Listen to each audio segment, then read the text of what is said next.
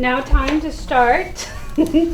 All board members are present, so we will go ahead and start with the Pledge of Allegiance.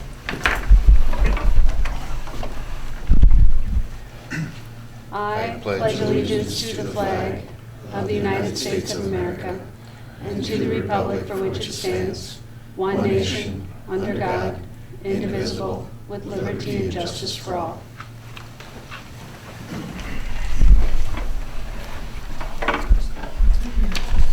Got the changes to the agenda?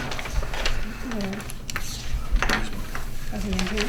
No, I thought I handed them out. Just, Okay. we're just adding a couple things to consent. All right. First on our agenda is to approve the agenda or any changes to the agenda. And the changes to the agenda include on the consent agenda, letter C, which is approved claims, those without a conflict of interest.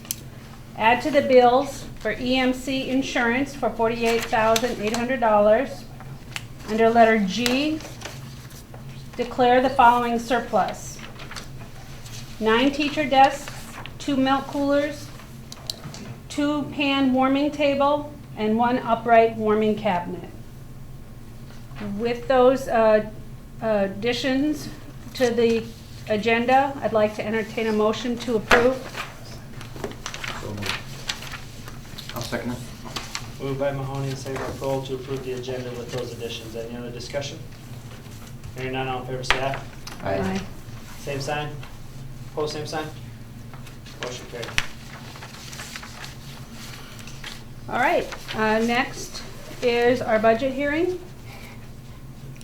Okay. If you would take out, behind the blue sheets, there are these pages here.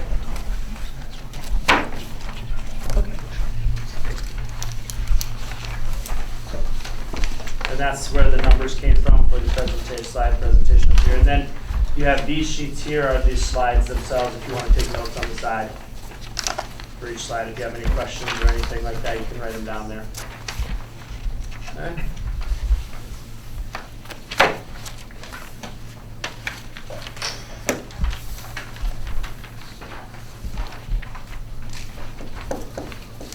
Everybody got those sheets ready? Okay. We'll go ahead here. The first thing is the actual budgeted amounts here. The general fund is up a little bit. But of course, if salaries go up, when we look later on, you'll see that 80%. I'm going to start out by saying the COVID stuff is not in here yet.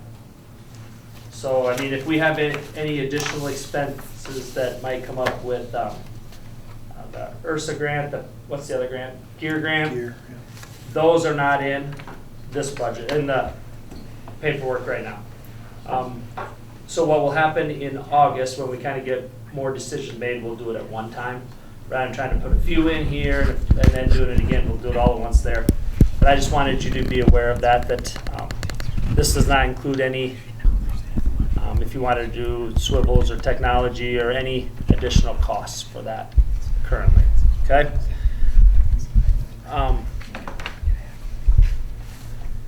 But if you look at these sheets here, it shows you the first column gives you the budgeted for this year, and then second column is budgeted last year. If you look, it's up about 150,000.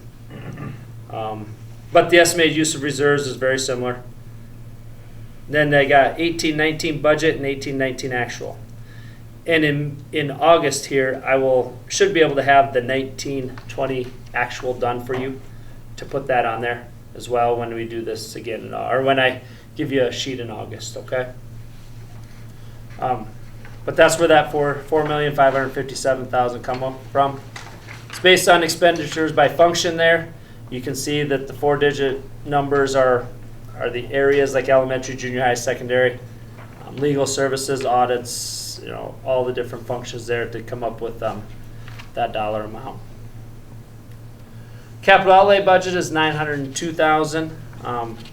We're going to ask for 842 in local revenue, which would be that's the equivalent of what the levy was this year. So Now granted, if you see the tax dollars are up a little bit, but that's because of valuation increases. Or the anticipation of the rise in the valuations of the properties. But estimated use of reserves is only $60,000 right now in the capital outlay fund.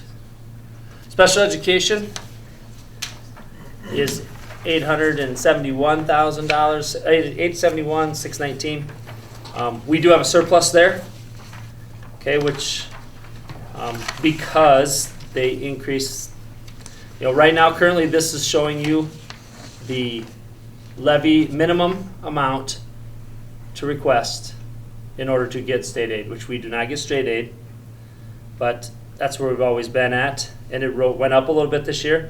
We don't have to leave it there because we do have a little surplus, but depending on COVID and stuff, I don't know if there's going to be any sped expenditures for that or not, but that one could get adjusted, we talked about, as a possibility.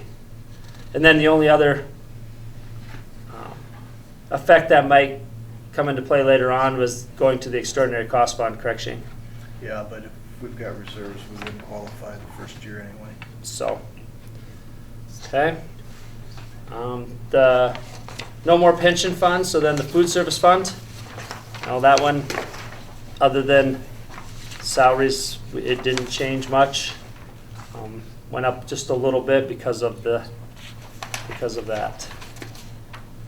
Oh, I guess I gave you the bond redemption fund as well, but I didn't put it up there because there is no expenditures coming out of it. So, but we'll have those two payments that go over there. Sorry, I missed that on the sheet here. Then the last one is the enterprise fund at $69,000. That did go up, but once again, that's because we're no longer taking the other half of that preschool teacher out of special education, which is also the reason why we have an excess on the special education side as well. So one of the reasons. But what will happen is this next year we will probably have to transfer some money out of general fund over to here to make up for that. Craig, for the expenditures that we're looking to vote on for the increased technology in the classrooms for e-learning, for videoing, would we add that to the budget under technology on that first page there? Under capital outlay. No, that would go under capital outlay, yes. Yep, And we'd fund that with reserves. yes. We would not, wouldn't have to be changing the levies. Okay. Okay, the next slide here gives you the expenditure and revenue comparisons. If you look at the general fund there, anticipated revenue of about 4.3, a deficit of 263. But last year, if you look, our anticipated deficit was 321. So it's down a little bit. And when we talk about the financial report, when we see that later on here, we did all right by the end of the year, so we should be fine there. Capital outlay was a $60,000 use of reserves. Revenue is $842, expenditures $902. Special education, we're gonna see an increase right now in our fund balance there. Food service down a little bit, and the enterprise fund, we just transfer from the general to get that to zero. So the total budget is $6.7 million and change. Here's the breakdown of the, I know it's hard to see on that TV screen up there, sorry. But the cost per fund here, 68% is this big one. That's the general fund, okay, out of this 6.7 up here. Oh, you guys can't see my cursor on there, so I don't really need to move it around on here. Capital outlay is about 14% of the budget. Sped is 13%. Food services minimal at 4%, and the enterprise fund is 1% of the overall budget. The trends for the last 5 years, and it's going up just a little bit each year, but that's because of your salaries. Okay, salaries and benefits there. Capital outlay has the big spike in the middle because of the project. Special education going up slightly just because of salaries. Pension funds going down because that was going away. Enterprise fund actually should have spiked this one. I don't know why my chart didn't spike there. But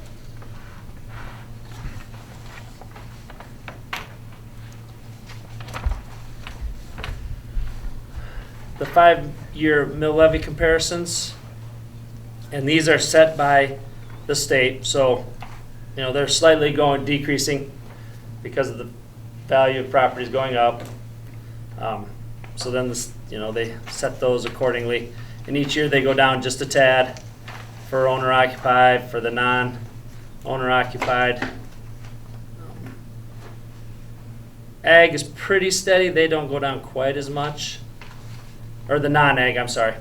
And then the agriculture, that's pretty steady too. The actual numbers, can't remember what let me see if I can get those for you.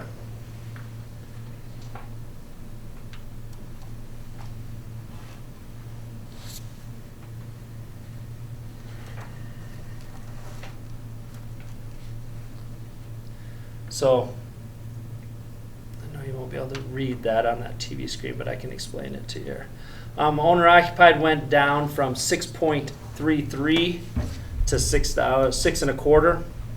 The non-owner occupied went from 986 last year to 971 this year. The non-ag went from 304 to 302. And then the agriculture went down from 451 to 447. There. And like I said, those are set by the state.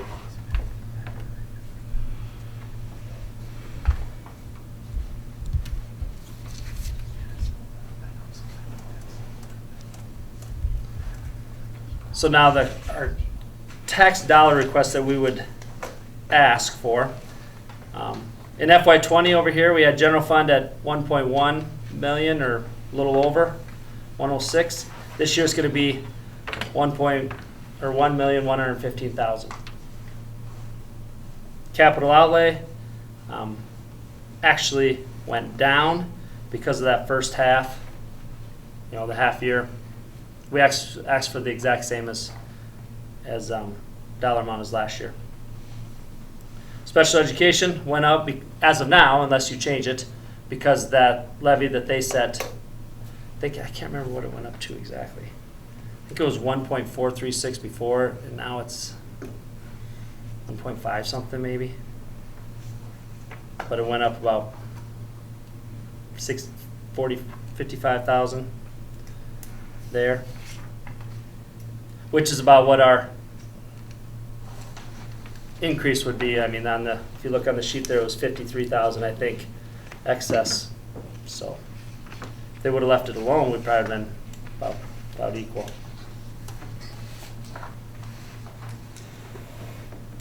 So here's the last 5 years tax dollar comparisons. And in the general fund, those are slightly increasing because those ones most are set by the state. Capital outlay, as you can see, kind of went up there in the middle, and then we went back down with this last year. Special education, declines about the same each year. And those are the ones we've been just following what the minimum has been. We've never, in my time frame here, we've never went below what the minimum was. Any questions on that?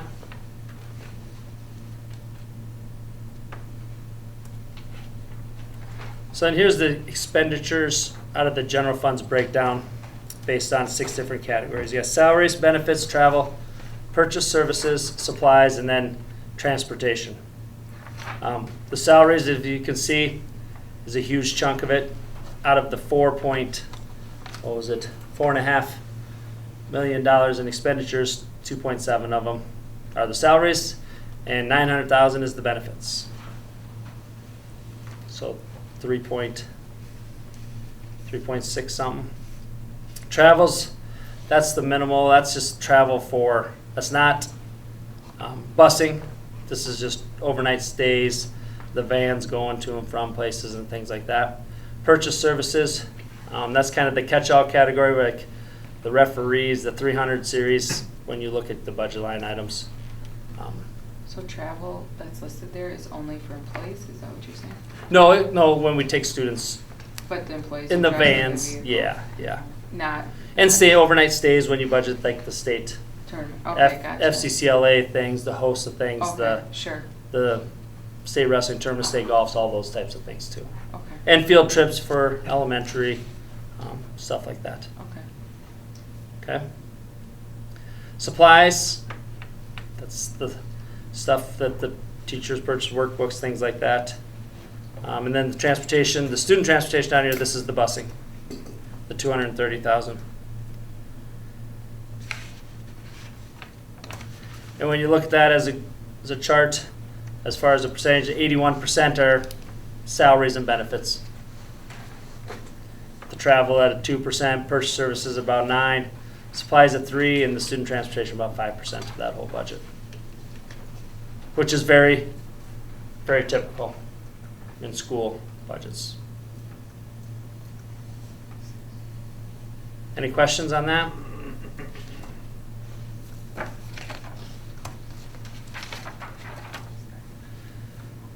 So the 5-year comparison then of those expenditures, as you can see, the salaries climb just a little each year. A little bit bigger spike this year.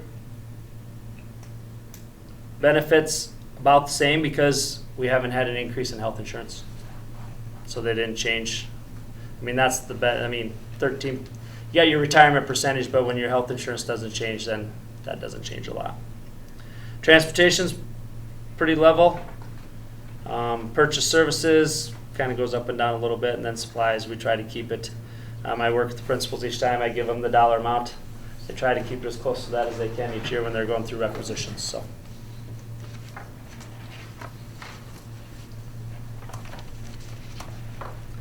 Then our fund balance, how it's been doing the last 10 years. So you can see back in 11, 12, 13, 14 was a little higher. We went down for a few years, but then the last few years we've been climbing. And this FY21 is just a guesstimate right now. I think that's going to be a little higher. We can make that a little higher based on this orange sheet that you have in your packet here. On that sheet I had $200,000 for the capital outlay transfer again, like we did. And if we do that, I think that'll be closer to the 1,300,000 here, or maybe even above 3.5, somewhere in that range. But all of those are actuals except for the last year. We can adjust that one accordingly. But remember, we got to stay under the 30% of your expenditures in that balance. So. That's cash balance. Cash, yeah, the lowest cash. Lowest amount, Yeah. yeah. And last year, what were we at? 23. 23.4, yeah. Yeah. Any questions on that, or any of that Are we information? concerned in any of these categories? I mean, special ed, we have in that category. Because of the growth in there? Well, that's just it. We wouldn't have to. I'm showing you what it would be if we just kept it as is, going with what the state sets. You could lower that if you wanted to. Do we want to? You have till September. The September meeting is when we have to finalize. So I can send it into the county auditor what we're going to request. Would we have to? I don't think so. You look at the cash balance in special education even, that rose quite a bit, but like I said, I'd like to get the expenditures all done Okay. and do this again, the budgeted line item here, and see what the actuals are in 1920 in August, and then we can make a decision on that then. Okay, That could be a possibility where we save some money for the taxpayers. sounds good. Just let us know. So Craig, you mentioned about COVID-19, we might have some extra expenses, Mhm. which I understand. When are we gonna know, and maybe Shane knows too, but when are we gonna know on the grants that we're applying for? How much? So the ESSER grant has been approved, so we're getting that full amount. That's 146,000, 146 Okay. and change. The GEAR grant, I had a conversation with the manager of grants management, who happens to be my college roommate, last week, and they've left him out of the loop. He says, I don't know when they're gonna release that grant. So everyone's still waiting for the GEAR grant to be released. And those are the two that I'm aware of. Now, that document that Sioux Falls sent out had some other ones attached to it.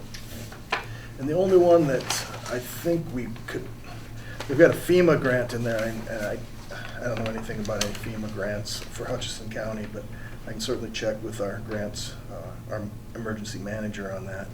And then they've got a Health and Human Services grant, but I suspect that has a lot to do with their population. Other than that, they identify that coronavirus relief fund, but that's, they say, if the governor allocates any of those dollars. That's at 1.25 billion. So there's been no comment made that she would be doing that yet, anyway. So right now, I'm just aware of one other one that we're ready to apply for it if it ever gets released. That's a competitive grant, though, so you could get shut out. We'll see. State funding, we'll know when. for sure. State funding is locked in. That we got the, what was it, 2% increase? 2%, yeah. Okay. So if they're going to change that, they'll have to have a special session to do it. But I don't anticipate that. More likely, they would run through this year and then cut funding for next if they're going to do something. That part, the 2% is calculated in this. It is, okay. The only thing it is that I probably could have had in there is the $146,000 that he talked about with the URSA money and what the expenditures would be. Didn't have all those in there right yet.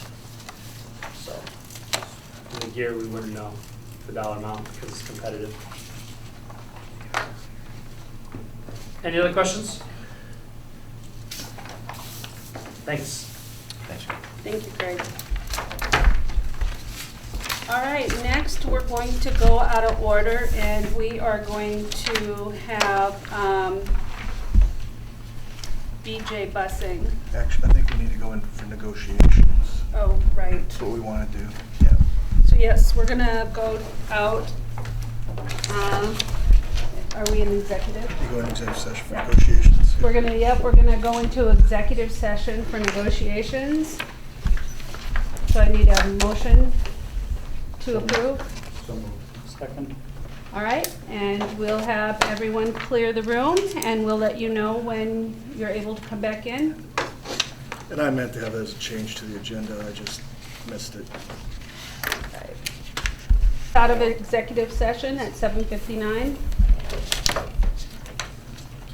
Next on our agenda is to go over any conflict of interest waivers. And Shane, have you received any requests?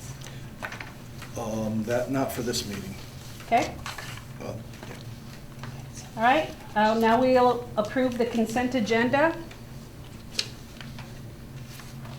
And under the consent agenda is to designate legal depository. No, wrong Oh. consent. Number 7. Oops, sorry, wrong consent. We need to accept the financial reports as given, approve the minutes, approve the claims, those without conflicts of interest, and a motion to no, that's separate. Approved contracts. Yep, and then approve contracts, void checks, reissue checks, and declare desks surplus. Plus those items we added in the, Yep, along with and that desk. What was the repayment, or the payment for 48,000 DMC? That was, it's just a bill that came in today in the mail. That's our That wasn't in the property packet. insurance. It's the renewal for It went the about $5,000. property. It was 43 something last year.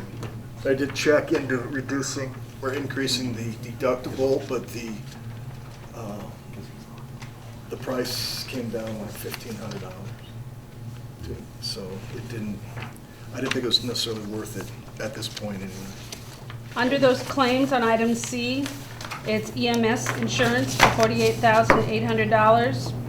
And then the contracts that we have is Hayes Chohan Yes. Um, Hayes John, yep. for vocal music for the second semester, $20,160. And Claire Stoller for assistant volleyball in the amount of $2,185. And then under our declare surplus items, it says 72 desks. We have 9 teacher desks, in addition, 9 teachers' desks, 2 milk coolers, a two-pan warming table and the upright warming cabinet. And the checks that we're going to void are listed in our minutes, Cleaning up the comments so we don't get those comments in the audit. in the audit. Doing it All ahead of right. time rather than later. So, does anyone want any of those items removed from the consent agenda? I just had on the financial report, just wanted to make a couple comments. Yes, sir. So Go you ahead. want to remove it? No, yeah, I just wanted to make a couple comments. Whenever we, unless you want me to do it now. Yeah, let's go ahead and do it now. Craig, can you answer a couple Yeah. financial? I guess all I want, it was more of a statement more than questions, but I just wanted to pass on our gratitude as, I can speak as a board member here and to the rest of the board of how our financial statement turned out this past year. It's a lot of work. When we're close to break even, when we have deficit spending that we're talking about, we come close to break even.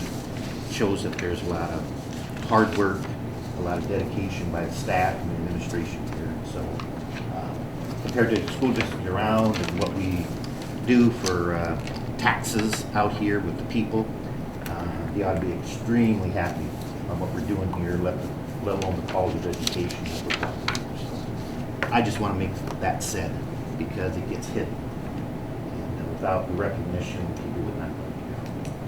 Thank you. Thank you. All right, with all the additions, I'd like to entertain a motion to approve the consent agenda. I'll second it. John. Okay, moved by Mahoney, second by Pearl to approve the consent agenda 1. With all those additions to those few surplus items. Any other discussion? Hearing none, all in favor say aye. Aye. All right. Opposed, same sign. Motion carried.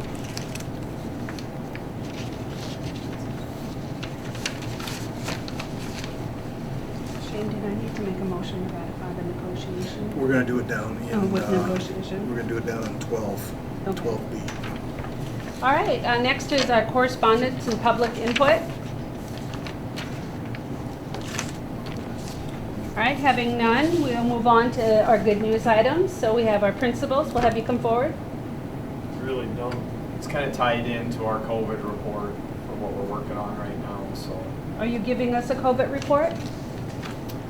in conjunction with Mr. McIntosh, yes. Okay. Yep, it's kind of summed up on there, so, but we'll definitely available for questions as we go through it as to how it'll look in our buildings, so.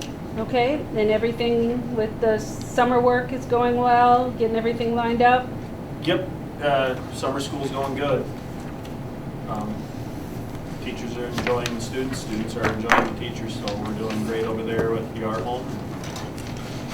On the elementary side, I can touch on that, thanks, Ms. McKean, you know, because it's our first shot at summer school, so we had 18 kids that we're serving for summer school, so a very good, you know, showing there. So we have 3 teachers that are working, and we have 3 different groups of students that we're currently serving, so I think it'll be a good booster shot just entering this upcoming year for those students. So.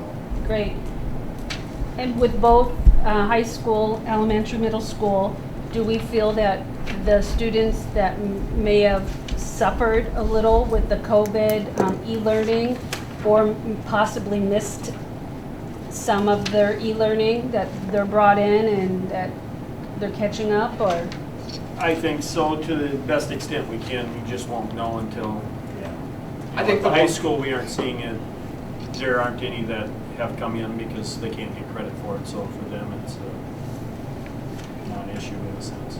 Okay, And on the elementary end, and it is, it's those that took the Want. leap to come to summer school are definitely benefiting from that. Yep. And I think there are some homes also where there's some good things going on too, just to, you know, kind of prep them and bridge the gap a little bit, so, okay. yeah.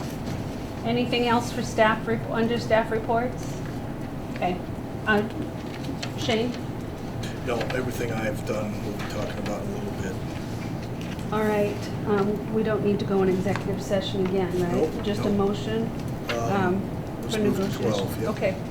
We're gonna move on to action items, which is approving the claims, those with conflicts of interest for the city of Parkston for $129. I would have that conflict of interest, and then a motion to ratify negotiations with PEA agreement. And then we'll also have the motion with the busing company. And then, Under B, we'll do both. yep, and then a motion to approve the new language and not signing into a contract right away without updated wording with the BJ busing. And so with that being said, With bus C. Yeah, we'll have C. Yeah, you'll take them one at a time. okay. A. So, yep, so A, to approve the claims. I need a motion. Just the one, Parks and City. City of So Parkston moved. for I'll $129. second. Moved by Summer, second by Kroll, to approve that bill, Parks and City Sewer for $129. Any other discussion? Hearing none, all in favor say aye. Aye. Opposed, same sign.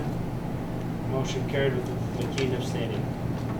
Item B is to ratify negotiations with PEA agreement. I need a motion to approve. Moved by Nebo, second by Mahoney. Any other discussion? Hearing none, all in favor say aye. Aye. Opposed, same sign. Motion carried. And then item C is the contract with BJ Busing. Now C is the pension fund closeout. You can, wherever you want to put that. Right. All right. The pension? I Okay. didn't know if you had to follow that. I guess that's why. You need to make a motion. We gotta make a motion to close out the pension fund because it's no longer, I mean, we transferred the money out of there, it's got a zero balance in there because after the end of this school year, Okay. gone, away, so. So we will make that C. I need a motion to close out the pension fund. So moved. I'll second it. Moved by Summers, second by Kroll, to approve the pension fund closeout. Any other discussion? Hearing none, all in favor say aye. Aye. Opposed, same sign. D. Motion And- carried. Yep, and then we will go to D, which will be BJ Busing. Where'd that go? Yep. And You just we- give it to me, Rachel. Here it is. So the discussion was held concerning the busing agreement dated April 11, 2016 between Parks and School District and BJ School Buses. By its written terms, the agreement has expired. In closing its final 2019-20 school year business, the board elects now to renew the contract under its current terms. Elects not to renew the contract under its current terms and conditions. School administration is authorized to enter into negotiations with BJ School Buses Incorporated for the purpose of drafting a new agreement acceptable to both parties. Nothing herein shall bind the district to a future busing agreement. However, the district intends to negotiate an agreement in good faith, taking into consideration the particular issues and problems created as a result of the COVID-19 crisis. So we need a motion to,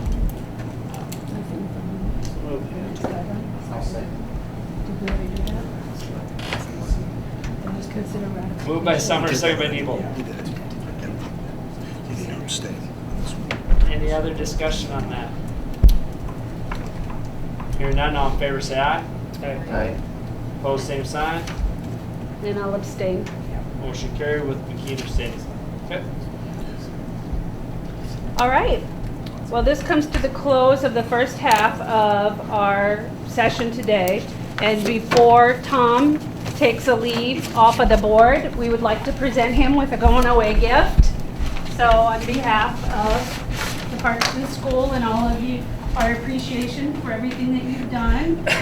Thanks for being part of our board. Thank you. No coughing. It's gonna give us all, at least me, an anxiety attack. That's not a citizen compliment. Thank you. Appreciate it. Have fun. All right. So, and with that being said, not to kick you out of the door, but we will bring our newest board member, Matt Leischner, up to the table. Oh, we need a motion to keep, Okay? we need a motion to end the meeting. All right. Adjourn the meeting. I will open it for motions to end the meeting. Thank you, Tom. I will make a motion. John. Kroll moved. Mahoney second to adjourn at 8:12. Any other discussion? Hearing none, all in favor say aye. Run the meeting. Aye. Opposed, same sign. Motion carried. That's a lot.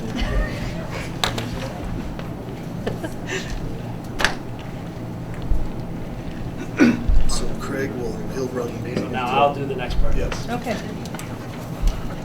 Want me to gather my stuff up? Get organized. That air conditioner feels good though. Yes. That was good. I heard. Huh? I don't care how cold they Jill, are. if it gets cold, can I borrow your Yeah, you can split up. Yeah, you can have that. half? Let's see.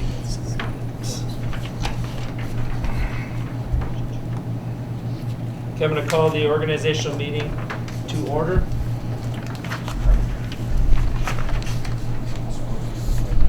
All board members are present. Matt Fleischner is our newly elected board member at this time. We'll have Matt take the oath of office. Yep. So I'll have you read this here, Matt, and then we'll have you sign after that. Okay, I'm Matt Leischner of Parks School District, number 33-33.3. Have been elected to the Board of Education member of the above-named school district in the above-named county, South Dakota. Do solemnly swear that I will support the laws and Constitution of the United States and the state of South Dakota, and to faithfully perform the duties of school board membership, and by filling a bond if required by law and having it approved. But you do not have to have a bond for here in South Dakota, but I'll give you a sign right there.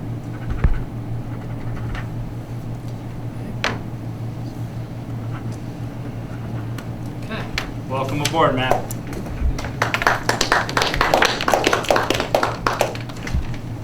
Okay, the next item of business is to elect the 2020-2021 president. So if I could have you guys vote.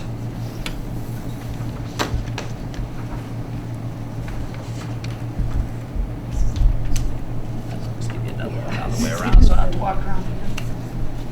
Pick those ones up.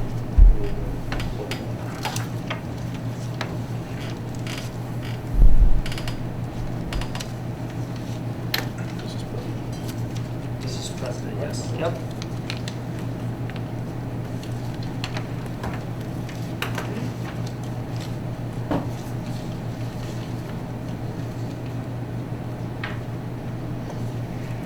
And the 2020-21 Parks and School Board President is Barb McKee. Congratulations. Nobody else wants to go through having to hire a superintendent? Now, the next one vote is for the Vice President. This guy's got this down, I don't need to say it.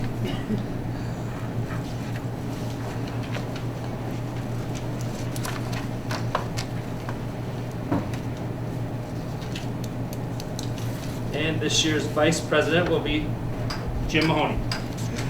We just thought we'd save everybody on these stamps. That's right. Okay, Barb, I'll let you go ahead and take over from here. Well, you're doing such a good job, Craig. Got my 30 seconds of fame. Right. All right, so we need to approve another agenda.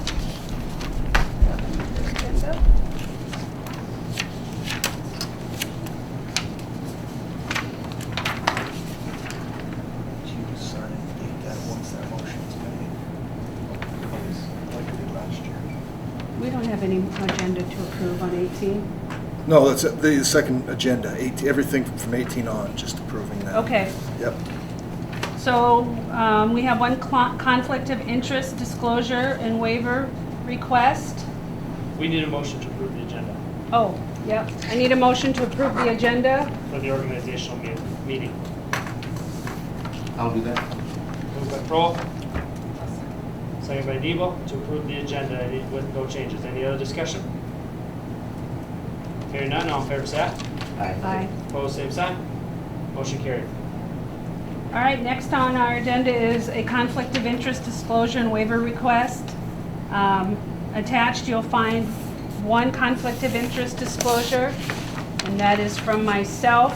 Again, my husband is manages BJ Busing, the bus barn, as well as he's a city council member. So I have a conflict with the city of Parkston.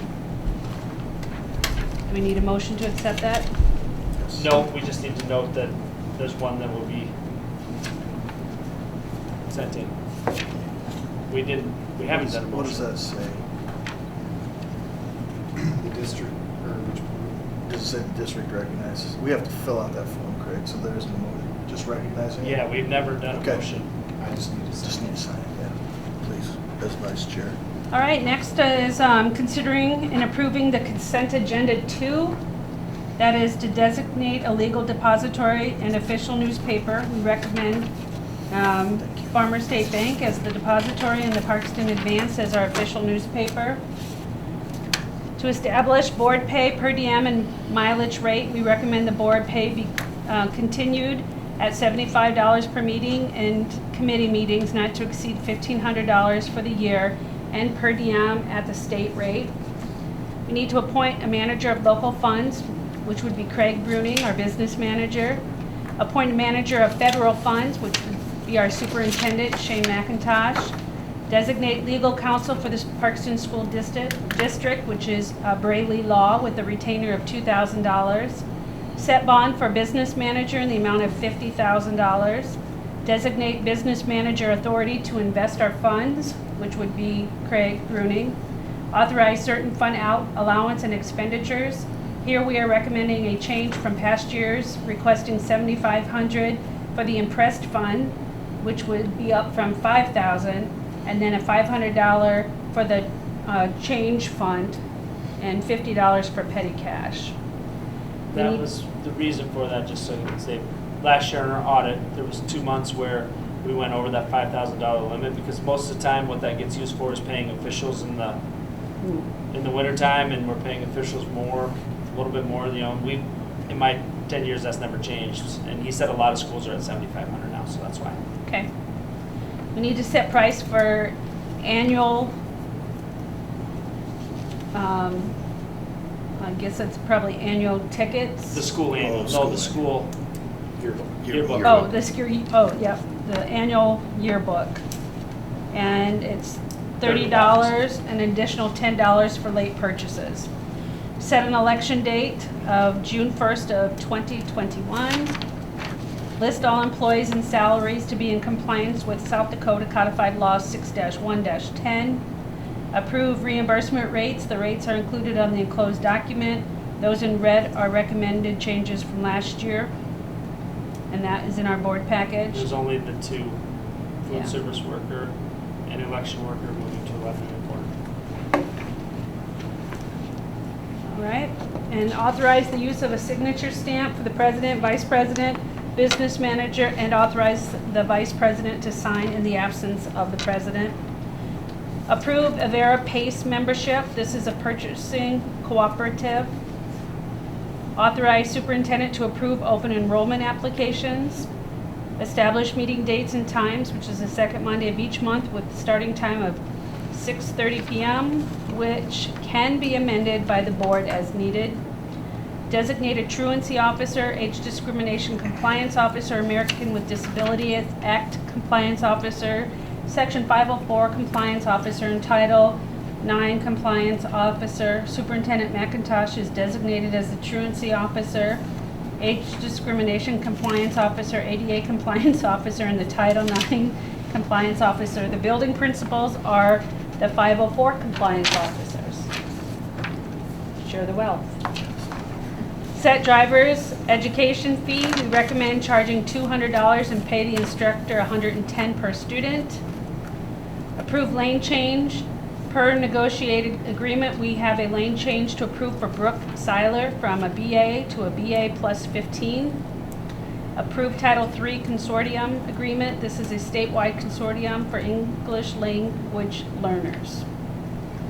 Approve Head Start agreement, which was in our packet. Approve LifeQuest contract. This is a contract for placement with LifeQuest in Mitchell at $75 per day. Approve an audit quote in the amount of $8,500. And then request pickup points pursuant to SDCL 13-28-45, a receiving school district and the resident school district shall annually approve the pickup locations for those students with any incorporated municipality. The recommendation is to utilize the same locations as the past year: the former Eglin Co-op building in Delmont and the Dakota Plains elevator in Tripp.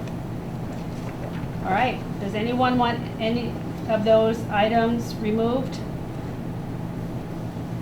Is our audit quote the same as last year? $300 higher. Went from 82 to 85. All right. I need a motion to accept the consent agenda as read.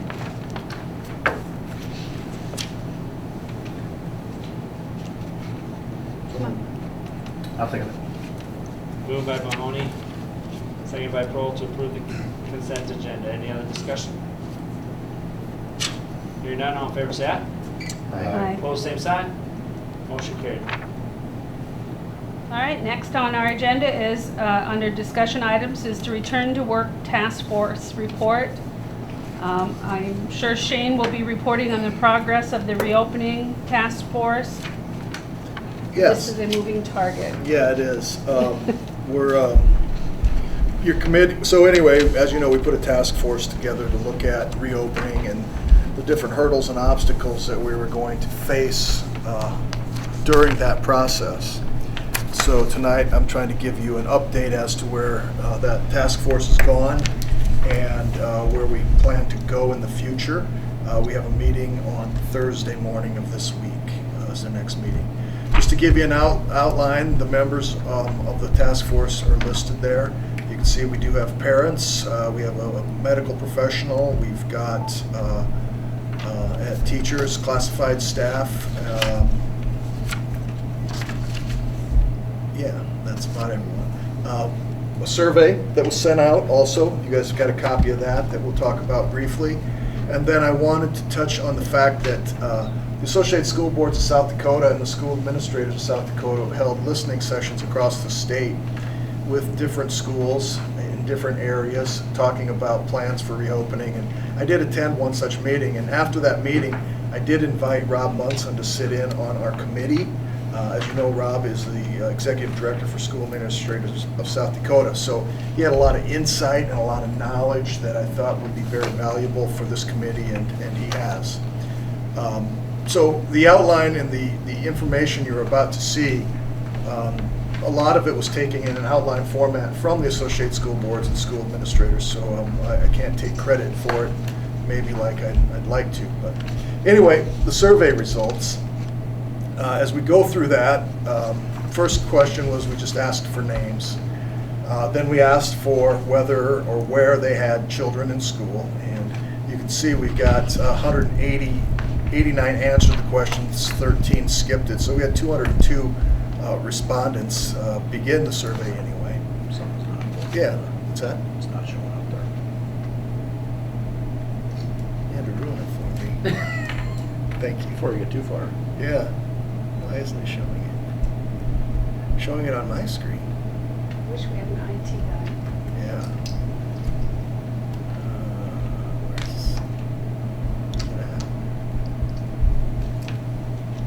Why isn't it showing up, Tony? Good question.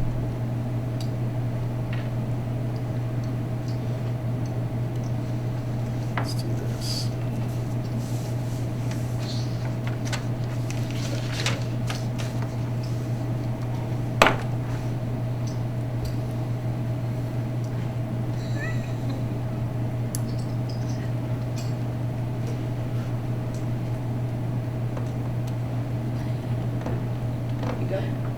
That's not the survey. Let's do it this way. Let's back out of here and see if I can pull it up.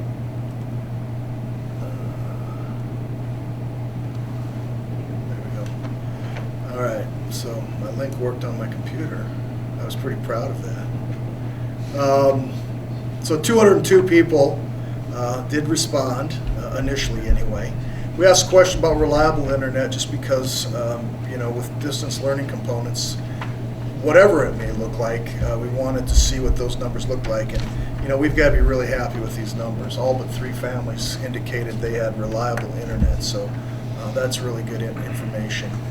This one, if we are unable to provide complete social, we will be unable to provide social distancing at school. With that in mind, if school were to start as scheduled in person with infection prevention measures on August 19th, would you send your child? And again, really solid numbers. 95% of our parents indicated they would be willing to send their children on that date. Now, I don't want to discount the 5% who said no, and we will address them shortly. But really happy with those numbers. Second, and then this comes to the busing. We're not going to be able to provide social distancing. With that in mind, does your child ride the bus?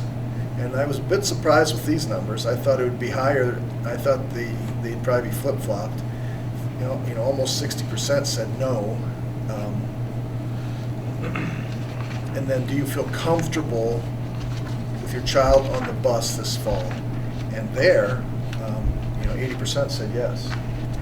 So that was good information too. Because That piece of information was only the people that rode the bus were able to answer that. So if they said no to that previous question, they didn't even see that question. So you'll see a different in numbers, but that gives us a better indicator of what we're looking at. Sorry, Mr. No, thank you.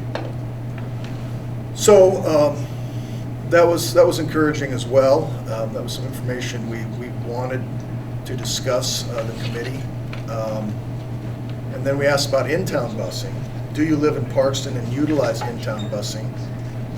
27% said yes, and 72% said no. I suspect some of those might have been from out of town too. And then is busing a necessity for you? And 31% said yes. That was 16 families. Eric, how was this written? What, only 51? That was, again, the ones that answered yes to the ones to that previous question. So if they lived in town, only those that answered yes, so those 50 people got that next question to answer. So out of, there's 51 answers there, I don't know what happened, but that's kind of how that went. So it's just these are just the in-town people. So 16 of those families said it was a necessity. And then we asked about wearing face masks on buses. And this was to the whole group, 183 answered it. Almost 40% said they shouldn't be required to wear face masks on the bus. Face masks are going to be one of the big discussion items, and eventually that'll come to you, I feel. So anyway, we're getting protocols from the Activity Association regarding extracurriculars. And one of the things we asked was, do you feel comfortable with the school conducting extracurricular activities? And you can see that there's overwhelming yes. And then we asked about fans at extracurricular activities. And there again, the answer was yes. They felt that there should be fans. And then when it was asked if it should only be parents, it was a 40-60 split. So as that yes answer is a little higher than I was anticipating it would be. Of course, the challenge with extracurricular activities and fans is providing social distancing for the fans. And how do you manage that? These are all things that we'll talk about. Junior high extracurriculars, it was a yes. Water fountains, we ordered, so one of the things you're going to see is we have ordered and look to replace all of our water fountains that do not have bottle fillers, and those should be coming anytime, I would think. So we asked the question about bottles, and all but one said they could provide a bottle, so that was good. This was a question about if we needed to wear face masks, should students be required to wear face masks in school? And that was 75-25 no. Good information to have. Then we asked, would your child wear a face mask, or would you have your child wear a face mask? And here, the number was a little higher. 30% said yes, even though 25% said they should be required to, 30% said they would have them wear them. Do we have a breakdown from high school, elementary on these numbers for the face masks? Let me see if I can get that. Eric ran the survey for us. And then can you provide a face mask? And again, it's back to social distancing. This has to do with a modified schedule. So one of the things you're going to see is a continuum of learning that we're going to be proposing. And part of that continuum is a modified schedule where maybe not all of the kids are coming to school at the same time to provide for social distancing. This is kind of what this is referring to, where half of the students would attend school one day and the other half would be home learning via distance, and then vice versa, back and forth. And here you're seeing it's almost a 50-50 split, that parents would be all right with that. I think the infection rate would probably dictate a lot of that information, and attitudes may change if the infection rate got high enough. But anyway, we ran that survey, and what's going to happen with this data then is the committee will go back, look at these answers, and then we will develop final recommendations based upon all of that, and then we will bring that information to you for final consideration. Again, 95% of the parents indicated they would want to send their children to school this fall. I think one thing that I really want to emphasize to parents who might be listening is this. I really believe the key to a successful school year is going to be keeping our staff healthy. Obviously, we want to keep our children healthy as well, but if we don't have teachers to teach, we're going to be in a pickle. And it's going to be critical for us to find ways to keep our staff healthy and face-to-face, and that may indicate some decisions being made that people may not like necessarily, but with that in mind, our goal is to keep children in school for as long as possible and as much as possible, and avoid distance learning if we can. So just want people to keep that in mind. So the way we approached this, trying to figure out all of the things that we need to look at and to address, we looked at a breakdown of a typical student's day. And you can see these are the various components of that day that we look to address. Starting with the student getting ready for school, student getting on the bus in the morning, transportation, they're arriving at school. We talked about delivery of instruction, student and specials being PE, art, music, and choir.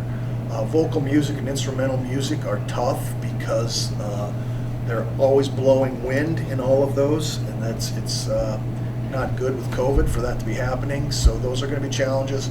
We talked about large group settings, small group settings, the classroom environment, extracurriculars, and then some of the interesting things is, okay, what happens if we have a student with a positive test? We talk about teachers, and then, of course, board action on all this. So, getting students ready for school. One of the things that the committee's talking about doing is implementing a parent daily screening tool.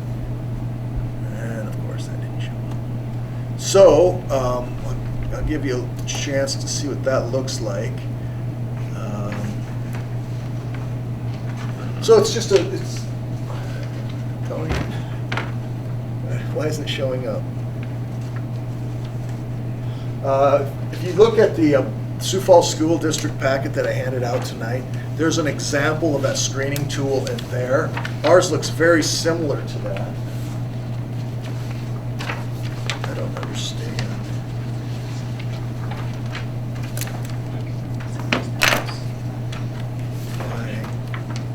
My screen shows something different than that. Any ideas?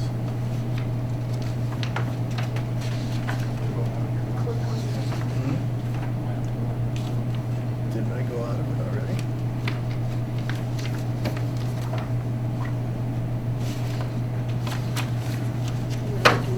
There it is. So for some reason I have to close PowerPoint and then I can open this. So this is a sample of a checklist we're looking at. And we think it's critical that parents go through this process every morning. And it's critical that we get parents to check their children before sending them to school. We cannot tell you how many kids come to school sick every day. And inevitably, at the end of the period or beginning of the period, we're calling parents, telling them to come get their children because they're sick. And we need parents to be making those determinations before they bring them to school, not us making the determination after they get here. So we will have to do an education with parents and send correspondence, pleading with them to go through these steps every day, even though it may seem redundant or routine. The thing is, obviously, we just want to keep the sick children out of the building, and that's obviously our key. How far down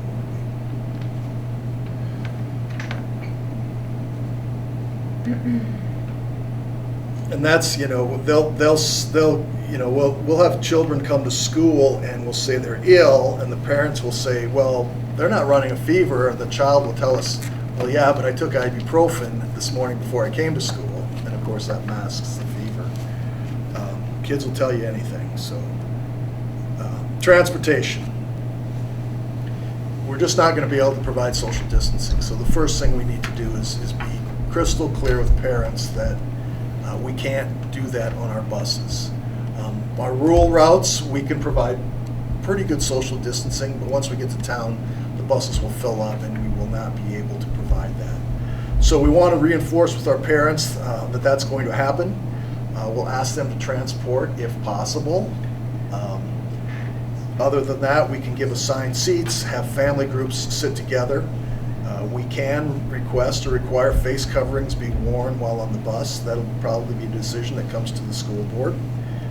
We will recommend windows be open when possible to provide fresh air. And you heard tonight that the busing company is planning on sanitizing the buses after each route.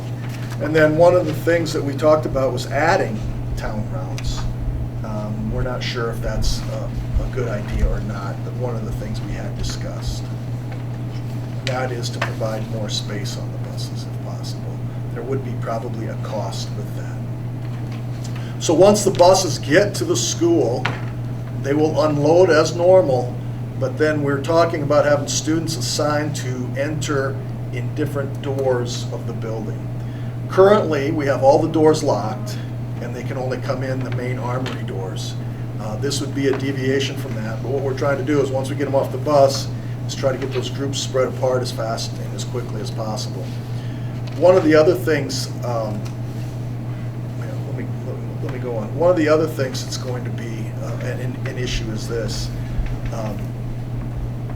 We have parents who love to bring their children into the building, and we do not think that is a good idea. We think that we need to keep adults out of the building if at all possible. The latest literature that we're reading says that children spreading the disease to adults is not the easiest. It's more difficult for children to spread it than it is adult to adult. I don't know the science behind it. I just know that what we've read.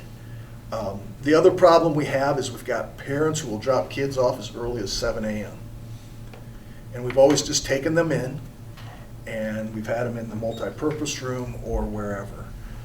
We're going to discourage that, and we're going to ask parents to wait until as close to probably 8 o'clock as possible before they bring their kids to school. I don't know how that will go over either. It may not be real popular. I think a lot of parents like dropping their kids off so they can get to work by 8. But then that leaves us trying to find a way to supervise those children. And quite frankly, we think the best place for them is being outside and not in the building, for as long as that's possible anyway. So children will not go to the multi-purpose room and walk. We want to keep the large groups to a minimum. We may allow them to stay outside.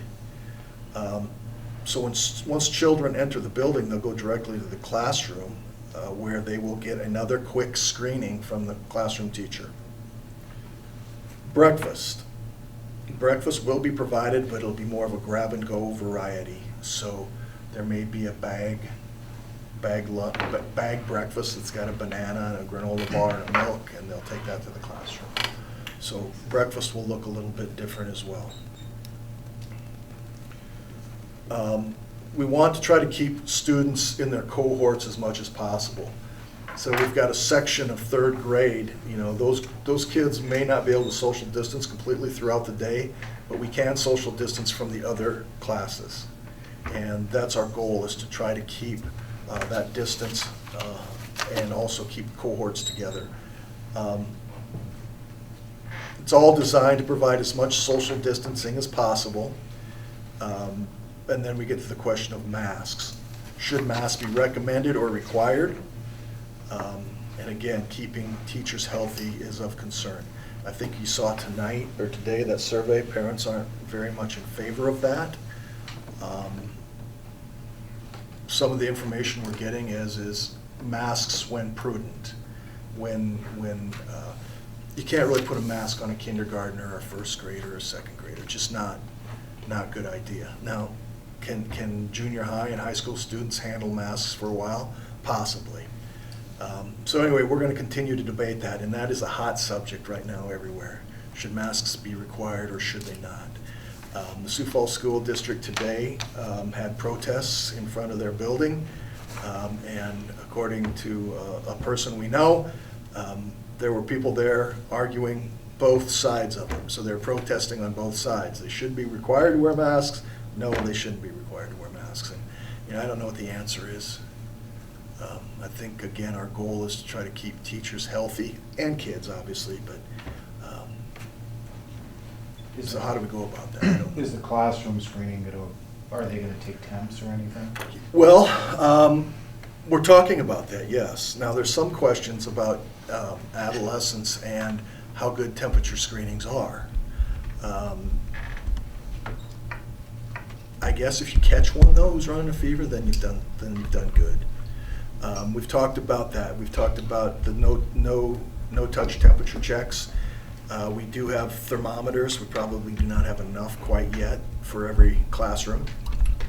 They make scanners you can put at the door to scan temperatures as kids walk in the building, but those are expensive and we need a number of them. So, good question, and that's where you can see this one bullet point is, should we take temperature checks every morning? I would say we're probably leaning towards that. Yes. But the committee's going to continue to debate that, and they will have a recommendation by the next time you see this. We have signage has been ordered, just as reminders to provide social distancing, to wash your hands, those kinds of things. Those will be posted around the school as well. So kids can expect to see that once they get here as well. Vendors, we're not going to allow vendors in the building unless they have an appointment. Mail will be allowed in. All other deliveries, we'll have them leave it in the vestibules and not bring it into the school themselves, other than food service. And then we've got to decide how we and what we'd like to do with volunteers, whether we allow them in the building or not. Again, adult-to-adult spread is a concern, and we'll talk about teachers and their congregating here in just a bit. So, delivery of instruction. I told you earlier, our goal is to have kids in the building face-to-face with teachers. That's our goal, and we want that for as long as possible, and that's how we want to start out. However, we saw that there was about 5% of the parents out there that were reluctant to send their children to school, even if all the measures are in place. So one of the things that the committee is considering is providing, in addition to face-to-face, providing that live shot of the classroom and the teacher teaching. So if I've got a child that I am reluctant to send to school, he can still or she can still be at home and watch the instruction along with his or her classmates real time. Now, that will also be recorded, so if the parents need to watch it to get up to speed as well, that would be available in a later recording. So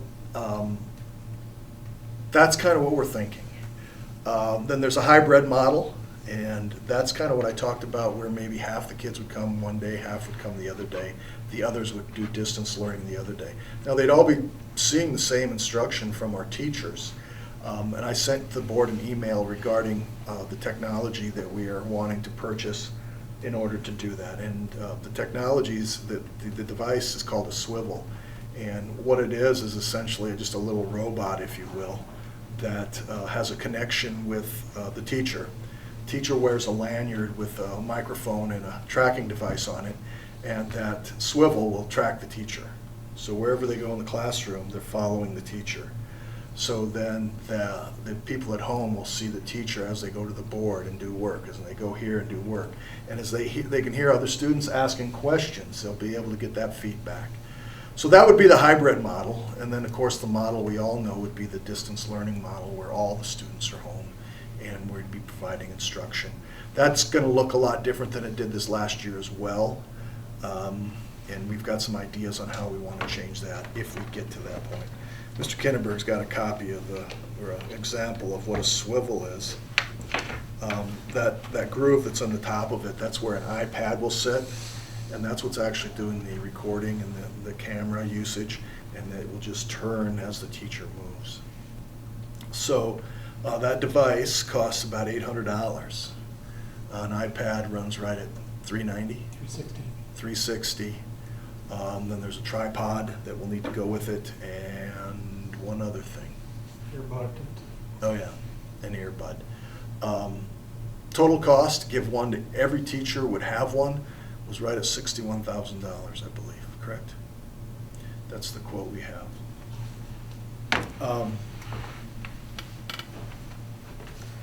So with that, this is kind of our continuum of learning then. You know, we're going to start with face-to-face with distance learning for those who choose that.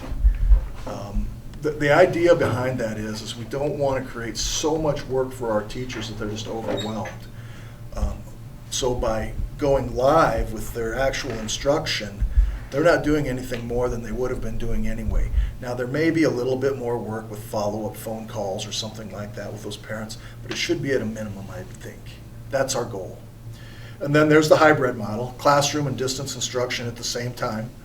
And that can look a lot of different ways.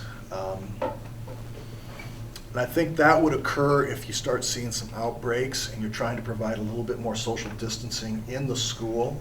You know, if you think about a classroom with 20 to 25 kids in it, it's pretty hard to get a lot of distance between those children. And of course, then the last one is distance learning. Now, this is a continuum, and you see the arrow at the bottom. It can go both ways. You know, if things clear up, we could be back face-to-face, we might have 2 weeks where we're in the hybrid, and then we're back to face-to-face for the rest of the year. We're not stuck in any one model at any certain time, other than we know we're going to start face-to-face and go from there.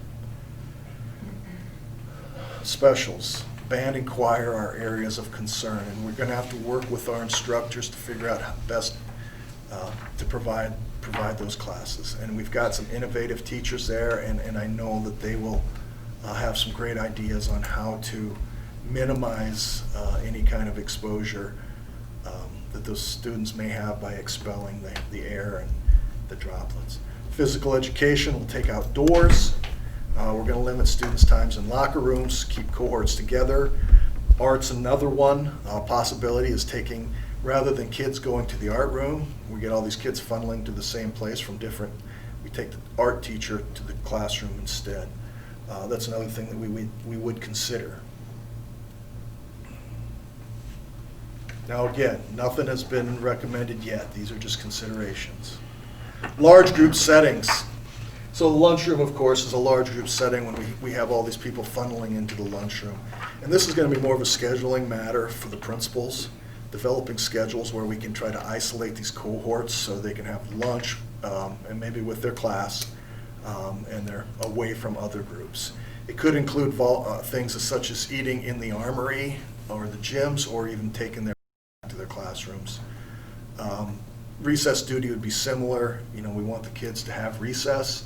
They may be assigned to certain areas of the playground to have that recess. Again, just trying to create social distancing. Lunch will be served by the staff, and the students will not be able to serve themselves. So right now, we've got a salad bar where kids can go and pick and choose what they want from the salad bar. That won't be an option because we don't want students touching every utensil there, one after another.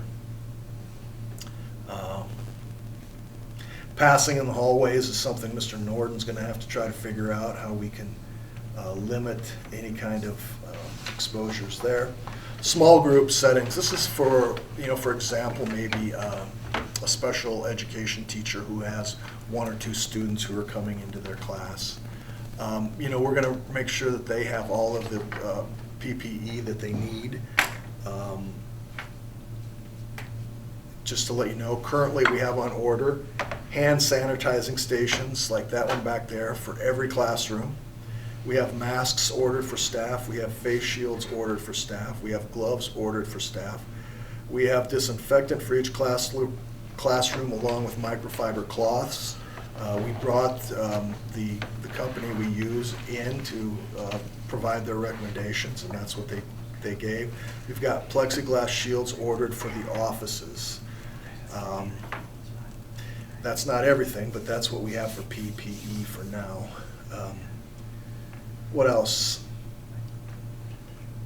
I kind of doubled up on this, didn't I? The other thing we have is air quality. We've got MERV 13 filters, which were recommended to us on order. Those are it's the type of filtration that goes through our units. We were told that that would be adequate to filter any of the air going through there. I think we will also look at increasing our air supply into the classrooms. We're required by law to have our dampers open so much to bring in so much fresh air every hour, every exchange. So we're going to open that up and try to double that amount. What you're going to see by that, of course, is increased utility bills because on a day like today, we're bringing in more hot air than what we normally would. So, obviously there's a big expense with that, but that's just the way it is. Water bottle filling stations, I already mentioned that. Those are on order. We're told these things will all be here, but I'm getting a little nervous already. And then classroom and school environment. And this is going to be hard for staff because we're going to recommend that they social distance from one another. Teachers like to congregate and talk, and we're going to discourage that to the best of our ability. We're going to ask them not to congregate. We're going to close the offices. They like traveling through the offices and visiting as they go through, and we're going to stop that from happening. And then we're still exploring some other air purifying options for classrooms. And I'm getting mixed results and mixed opinions on how to best go about that in some way that's economical, but those have not been ruled out yet. Ionizers and UV light options. I think you'll see in the Sioux Falls report they are looking at similar things. And then other ways just to keep our staff safe. Again, if we have a kid go home with COVID, obviously we don't want that. We can continue to operate, but if we've got 2 or 3 or 4 or 5 teachers gone with COVID, who's going to teach those classes? It's going to be a challenge. So it's imperative that we keep staff healthy. Extracurricular activities remain an area of concern. I'm on the South Dakota High School Activity Association Task Force, which was created to develop recommendations on how to reopen and the types of things that we think schools should be doing. And I'll tell you, it's been really slow going because it's hard to get everyone to agree on what those things should look like. Some are full speed ahead. We're going to have every activity and we're going to bring all the fans in and we're going to do everything, and others are a lot more reserved than that. So the Activity Association did have some guiding principles that they were, I'm not going to go through those here, but that they're utilizing. But anyway, the task force will meet again here within the next week, and will provide final recommendations, which we will certainly show to the board. You did see the survey results, and our parents seem comfortable with extracurricular activities going on. I do know today, I read an article in the Argus Leader where the Madison School District shut down all extracurricular activities due to students being infected. So they've stopped the things that we're still doing. So it's out there. Busing is going to be an issue for extracurricular activities. And then how do we provide social distancing at events? Do you limit attendance? How do you protect staff during admissions? Do you have cashless admissions? We're going to talk about some of these things later about season tickets and how we want to proceed with that. And then one of the things that's been pretty common in my visits is there wouldn't be any concessions at all. Avoiding concessions. So other things that the committee's talking about. As you can see, it's a lot. Now, students with a positive test, what's that going to look like? Department of Health, and Department of Education have really worked hard, and they've got us some really good guidance. And I forgot what the first one was. What was that? Mitigation in schools. So they've provided us this flow chart, and I really like it because it does give us kind of a roadmap on how to proceed. And the Department of Health has indicated that they will be with us and they'll be here to help us every step of the way should we either have a confirmed case. And we've got to remember that a confirmed case in a child and a confirmed case in a teacher, things are going to happen a little bit differently in terms of what that looks like at the school. And that's where we go into the quarantine and the isolation bit. And so even though we may have a teacher who isn't positive, they may be in quarantine. And we've got to, so that we're going to have a teacher at home in quarantine, what do we do? Well, our idea is they will teach from home to their class who might be in the classroom down the hall. Now, if they're in quarantine for a reason because of a child in their class, it's likely the whole class will be in quarantine at that point. Isolation is for sick people. Quarantine are for those who is not sick but may have been exposed. And the rules are a little bit different on how long they have to be out. So that's all laid out again for us by the Department of Health, and that's going to be really beneficial for us. So a couple scenarios they had, school scenarios. No active cases in your community and no cases in your school building. So, you can guess what that's going to look like. We're going to just keep teaching as we would normally face to face. Scenario 2, if there's active cases in your community, but none in your school buildings. So what they're recommending is that school take place as normal with appropriate measures in place, and you just keep monitoring, reinforcing hygiene practices, cleaning and disinfecting. And then scenario 3, what happens if there are student and staff who have close contact? That's when the Department of Health then will be starting to work with us on different matters. You can see these are color-coded to correspond with the previous slide. And then there's active cases and then multiple active cases. So I think we'll have guidance throughout this whole process, so I don't know that our committee really needs to come up with anything or invent anything. I think it's already been done for us. And we will recommend just following those guidelines. I know I'm going through a lot of information here, but in the interest of time, I just trying to give you an idea of everything that this committee is looking at, and as you can see, it's pretty substantial. So what will happen, this is kind of, again, a flow through that the Department of Health has provided. What will happen if, and there's going to be a lot of those. Well, hopefully there are none. Hopefully we go the year and we don't have to deal with any of it, but I think the likelihood of that is pretty slim. At some point during the year, I think we will be addressing some of these matters, and we just need to be prepared for that, and I think we will be. Teachers. So, teachers, there are teachers who have compromised immune systems. There are teachers who may want to teach from home. a lot of things that we may want to address. I think we've begun by ordering the technology so that if we do have a teacher who's in quarantine at home, that they still would be able to provide instructions. I think a lot of them would want to. Obviously, if they're in isolation, it means they are positive, and at that point, we can't expect that.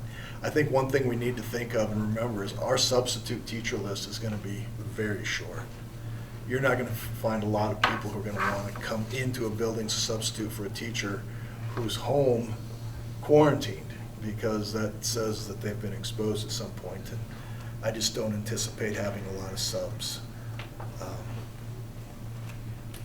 What else? Board action. So I'm hoping that July 27th would work for a special board meeting. So what I expect to happen is this task force is going to come back together, and we're going to go through these points, and we will make recommendations on everything from wearing masks in the classroom to wearing masks on the bus to, how do we take tickets at ball games, to everything that we've kind of covered here. And then the board, we'll send it out in advance so that you've got time to identify the things that you think we need to talk about. Some of them, I think you'll just check, say, that sounds good, but then there'll be some that you're going to be like, I don't know, Shane, I don't think we can have kids wearing masks in the classroom. And I'm not saying that's what the recommendation will be, but that's just an example. And then that's where the board will need to provide us those guidance of what you would recommend. So in the meantime, I think we need to start communicating, and I need to do a better job of that, communicating with our community and letting them know of the hurdles and obstacles that we're going to be facing. We need to start right now indicating to parents that we do expect there are going to be days when your child's going to be home for one reason or another. You need to have plans. You need to start making plans now for what that will be like. We need to have parents to start thinking about that pre-morning health check. They need to find a way to get that into their schedule so it's done every day, so there's no surprises when they get to school. One thing that I thought about, and I spent a lot of time this weekend on this, and this is just an idea, and it's probably a bad idea, but it was an idea. I got thinking, we're going to have all these schools starting on August 19th, roughly, and then they're going to go. And then we're going to have Labor Day break, and then you're going to have a few more schools starting up after Labor Day break. I got thinking, would it be smart to wait until after Labor Day to start, to see what hurdles all those other schools faced in the first 2 weeks, so that we could avoid those pitfalls? Just an idea I had. I don't know if it's a good idea or not, but anyway, things that we're thinking about. As of today, we plan on starting on August 19th. We've never been a reactive school. I think we will see how reactive we are once we get our first cases. Right. I think we will have parents whose opinions will change, and understandably so. And I think that we'll see. We'll see how that goes. Right now you have summer sports going on. You've got swim pools. I mean, you've got all kids of all ages together. Even once you start the school year, we're talking masks and keeping the kids separated.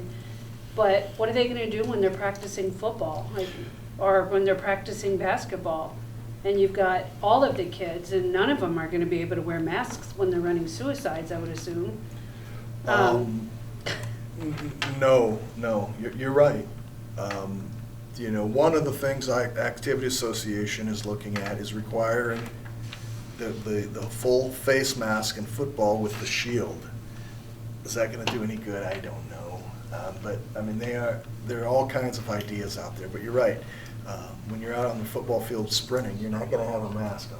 Well, and the weight room. Mm-hmm. I mean, you have kids right now. I mean, I walked in and I saw a group of kids, and no one's social distancing right now. But they're in cohorts right now. So those kids that are in there right now, they've been together, and no one else has been with them in the building anyway.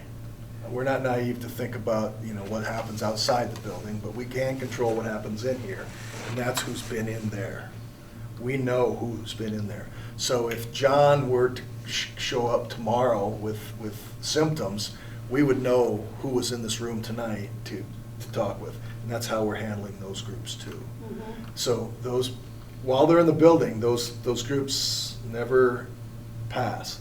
Until now, though, now we've got teams. We're 50 and under, we can be, we're in phase 3. Phase 3. Yep, Yeah. so we can be 50 and under, but still screening and, I mean. So. But you're right, Barb, there's Yeah. only so much we can do. They're And I think rubber's gonna meet the road is when we have a positive case. And that's where we'll Right. see what And I mean, public absolutely, opinion is. everything that you've mentioned about all of the, cleaning and hand washing and, doing everything we possibly can. I mean, I'm not sure there's a whole lot more we can do. I do have a few questions on that, the scheduling, what would, if we went day on, day off, which would minimize your students in the classroom and on your buses. But I guess kids could decide not to come in at all. I mean, they would just prefer to stay home and watch, And I think we've gotta give parents that option. yeah. I mean, parents will be making that choice. We won't let students make that choice. And I guess if the student's making that choice at home and the parents agreeing with it, then that's between Right. them. But, I think we need to give parents an option, and the alternative is this. If we don't give parents an option, they're gonna go someplace that will give them an option. Right? They're gonna go to Chester Cyber School, or they're gonna go to some other place where they can sit at home and do the work. So we might as well provide that from day one too. You don't Because have to check into class now. Y- It's y- not like that was one of the things I didn't really like about it, was that our kids weren't really held accountable. They could get it done in 2 hours at 9 o'clock at night. I like the idea of having to physically be on the computer. They know you're there. They're checking in, and to be just like a kid not showing up for school, they would say, hey, just to let you know, Mrs. Nebel, your child did not check in to Is online that what learning this today." hybrid model does? Right, and the live model too is because now the teacher can see Yeah. that Jim's there and he's on. Now, is he paying attention? Well, the best we can tell. I would say, Jill, that has been probably the biggest concern. Staff, administration, everything on how can we make that more responsible for those kids? And that would be one of those expectations, like Mr. McIntosh said, as we get a hold of these parents. It is school. Your desk is now your recliner, but you're showing up every day at these times. You're going from class period to class period on the computer. And that's one of those changes with that model that we even finished with, that we would need to make that change. One of the other things that we've talked about is, I think if we go to that distance learning model, we're gonna have the teachers in the building teaching it rather than at home. We've learned a lot from that 48-day experiment that we had, and we're gonna make improvements from that, and we will continue to do that. Shane, don't you So- think the picture looks a little bit different from when we finished March through May in respect to the fact that a lot of employed personnel were either furloughed, or they were working from home, or they were working kind of an on-off type schedule, whereas now we've kind of gone back to full schedule. Do you think it's going to affect more parents being available for those kids at home? Oh, absolutely. I think you're gonna see a lot more of those parents are working, and their ability to help their students at home with distance learning is gonna be really greatly hampered. And I think you saw those results in the survey. That's why 95% said, yeah, we want them in the classroom face to face. And that's where we want them too. Don't mistake that. But, as cases appear, I think attitudes are going to change a little bit, and what that means at the home environments are. But that's where we've got to start telling them now that you should expect your child to be home at some point. We anticipate there will be infections, and you need to have a plan. What's your family going to do when that day comes? And they need to start thinking about that now rather than waiting. So I agree with you. I think it's a challenge for families, there's no question. I did have one question. So it was just a thought, or just like, I was thinking through this, like, I only have 2 kids and we have 1 computer at home, and I know Maya had her own computer from school during all of that. But what if you had a bunch of elementary kids in your home and you only have 1 computer at home and they all have to be checked into a class? Will there be ways to provide, Well, every student should have their own device. 1 through, yeah. so they will 1 have through- one at home and be able 1 to log in? through 12 all have. Okay. I was just 1 wondering through about 12. that. 1 through 12. And we're kind of putting a plan together for our beginner garden, kindergarten to see how we're Okay. gonna really, Good. because technology, that's a whole different beast, technology. Wow, so we lowered it from, it was 4th grade last year, right? Now Yeah, we we lowered have- it to 1st. We have device for everyone if we need to. But, yeah, we were 1-to-1 all the way first, but our elementary, we just never allowed them to take them home. Oh, okay, so they did have them, they just, Yep, okay. yep, but we'll kind of have that in place to where it might be daily or as soon as we, you know. Get we'll those have to work insurance through waivers that, signed. because it might happen abruptly and we might have to have a pickup, you know, time again for those devices. All right, But I guess what we're saying is the plan is coming together, and this committee has thought, there's just so much to think about and consider. It's overwhelming, actually, but, you know, we've got a good working document going, and this coming week, we'll make some final decisions, and we'll get you a copy of what those recommendations are, and you've got a pretty good idea what it's gonna look like from tonight. There shouldn't be any big shocks or surprises, I wouldn't think, but we wanted to give you time to think about it. And then after that September 27th meeting, I think, you know, at that point, it'll be released then also to the community and to parents, and they can provide feedback beyond that as well. And if changes need to be made after that, we can. You know, if things have changed a lot in the last 2 weeks, you know, the push for wearing masks has grown a lot in the last 2 weeks. 2 weeks from now, it might be completely gone, or it might even be stronger yet. Who knows? So it's going to be a fluid, moving thing. And as you know, Mike Tyson, Mr. Acri always uses this analogy. Mike Tyson, he's the heavyweight champion, the boxer, and he said everyone has a plan until they get hit in the face, and then the plan's gone. And that's kind of the way this is. I think, you know, we've got a plan, but you know, if we get inundated with cases, you know, our plan's going to change.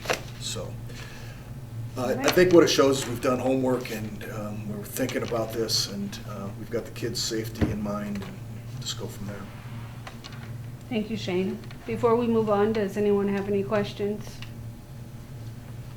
If you have thoughts or ideas, feel free to call me anytime. I mean, I don't know if there are right or wrong answers, but All right, next on our agenda is the second reading of the eligibility policy. In your packet is that paperwork, so you all had a chance to go through it. Does anyone have any other changes or any changes for Mr. Norden?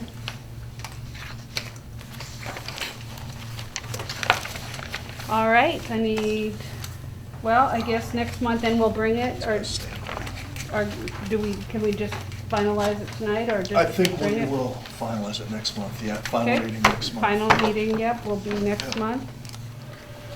All right, what everybody loves is next are committee appointments. All right, committee appointments will be made for delegate assembly, alternate to delegate assembly, calendar committee, Board of Equalization, and the James Valley Cooperative. So whatever I did this year is what I want to do again, which was nothing.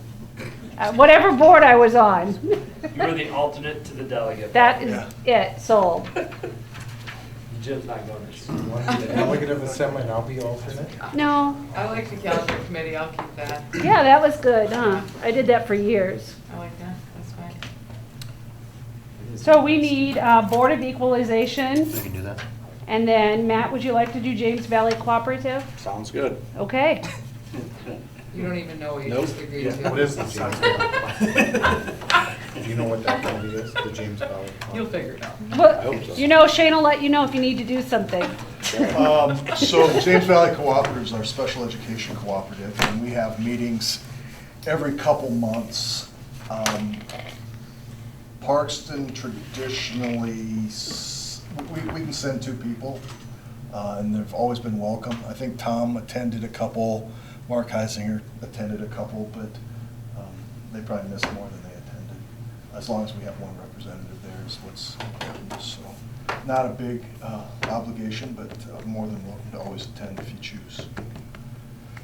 And Matt, if you ever need someone to attend, you can always let me know too. All right, Craig, did you get all of those appointments? All right. Changed. Do I need a motion? Nope, Nope. you just appointed them. All right. Jim Mahoney is the delegate, Barbara McKean's the alternate to the delegate. Just make sure I got it right. Yep. Jill Mabel's calendar committee, John Prohl, representative on the Board of Equalization, and Matt Leishner, representative to the James Valley Farm Board. Is that correct? That is correct. All right, next is to set activity prices. And with the uncertainty of the extracurricular season will look like, we will ask to have a discussion regarding how best to charge for activities. So normally this is on the consent agenda, but Craig and I chose to pull it off because we were thinking about our activities. And there's just so many question marks at what it's going to look like or what it might be. We could have total seasons that may not come. For example, wrestling season, if they don't have a vaccine by then, wrestling season may not occur. And I hate to say it, but it's pretty hard to put kids together like that. That's just one example. I hope it doesn't happen, but who knows. So we didn't feel comfortable selling activity tickets and then maybe not having any activities. So we weren't sure how best to approach that, and we wanted to bounce that off the board. And we've brainstormed ideas like, well, what if we gave them a punch ticket, and if they pay for 5 times or 10 times, then they get in the rest of the season free if they've got it. But then who knows who's actually doing the punching. So we haven't had any really good ideas, but we're not sure how to proceed with that. Anybody have thoughts? Where did the money that they paid to get that, does that go to the booth? Who does that go to? That goes in our general fund. We deposit that in our general fund. How much usually pay that? You're talking season tickets. Yeah. I think I budget about $6,000 in revenue on that. I guess this is just But my opinion, we but would- I'm fine buying a ticket knowing that you might not have seasons and the money goes back to the school. But that's just me and my opinion. Well, I'm just reflecting kind of on some of our preschool discussions where, people were hoping to get some refunds and things like that. So we didn't want to revisit that again and have that situation happen. And that's where we're going to be talking about that in a moment. Shane, why couldn't we lower the price of the season ticket and sell them with the understanding that they're being sold at a lesser price with the possibility of the seasons being canceled or shortened due to COVID? The difference here between the preschool is they have the option not to buy this and pay at the door one at a time on the ones that they go to. Feels like a question. That'd be the other option, is we could actually lower the price to admission and not sell activity tickets. Just go 4 and 2 instead of 3 and 5. Because Yeah, there just was pay a as you go. survey. Yeah, pay as you go and charge a little less. Right. 3 and 5 is common. Nobody's really more than 3 and 5, but there were a couple that are still 4 and 2 Right. But around. And I don't even know if you you'd want to have. lessen that exchange back and forth? Well, or- that's the other thing The that we money talk about. exchange. To me, Is it that just seems like you're passing a lot of germs around, like why would I want to bring all this money? I really don't want to have cash, so I guess me personally, I would prefer to just pay the ticket up front and be done with it, but maybe other people feel differently about that, that's just me. Well, and standing in line, that's the worst. Well, and you're around everybody too while you're standing in line, so the quicker you can get them through the door and away from everyone else, it just feels like easier to me. It's like paying to not get it while you're sitting in the line. I don't know, it's just my Sitting in the bleachers together. That's just it. Yep. I think you're gonna probably have less. Another but- option is you don't charge admission.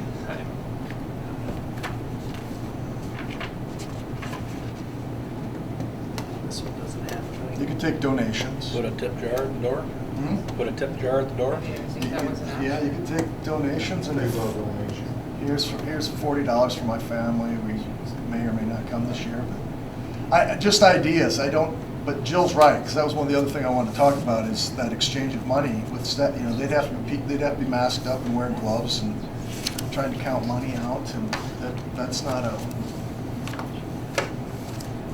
Proper change, proper allowance. Some places, yeah. Some places that these summer tournaments say exact change only. But that would be a headache. Too, especially with kids counting pennies.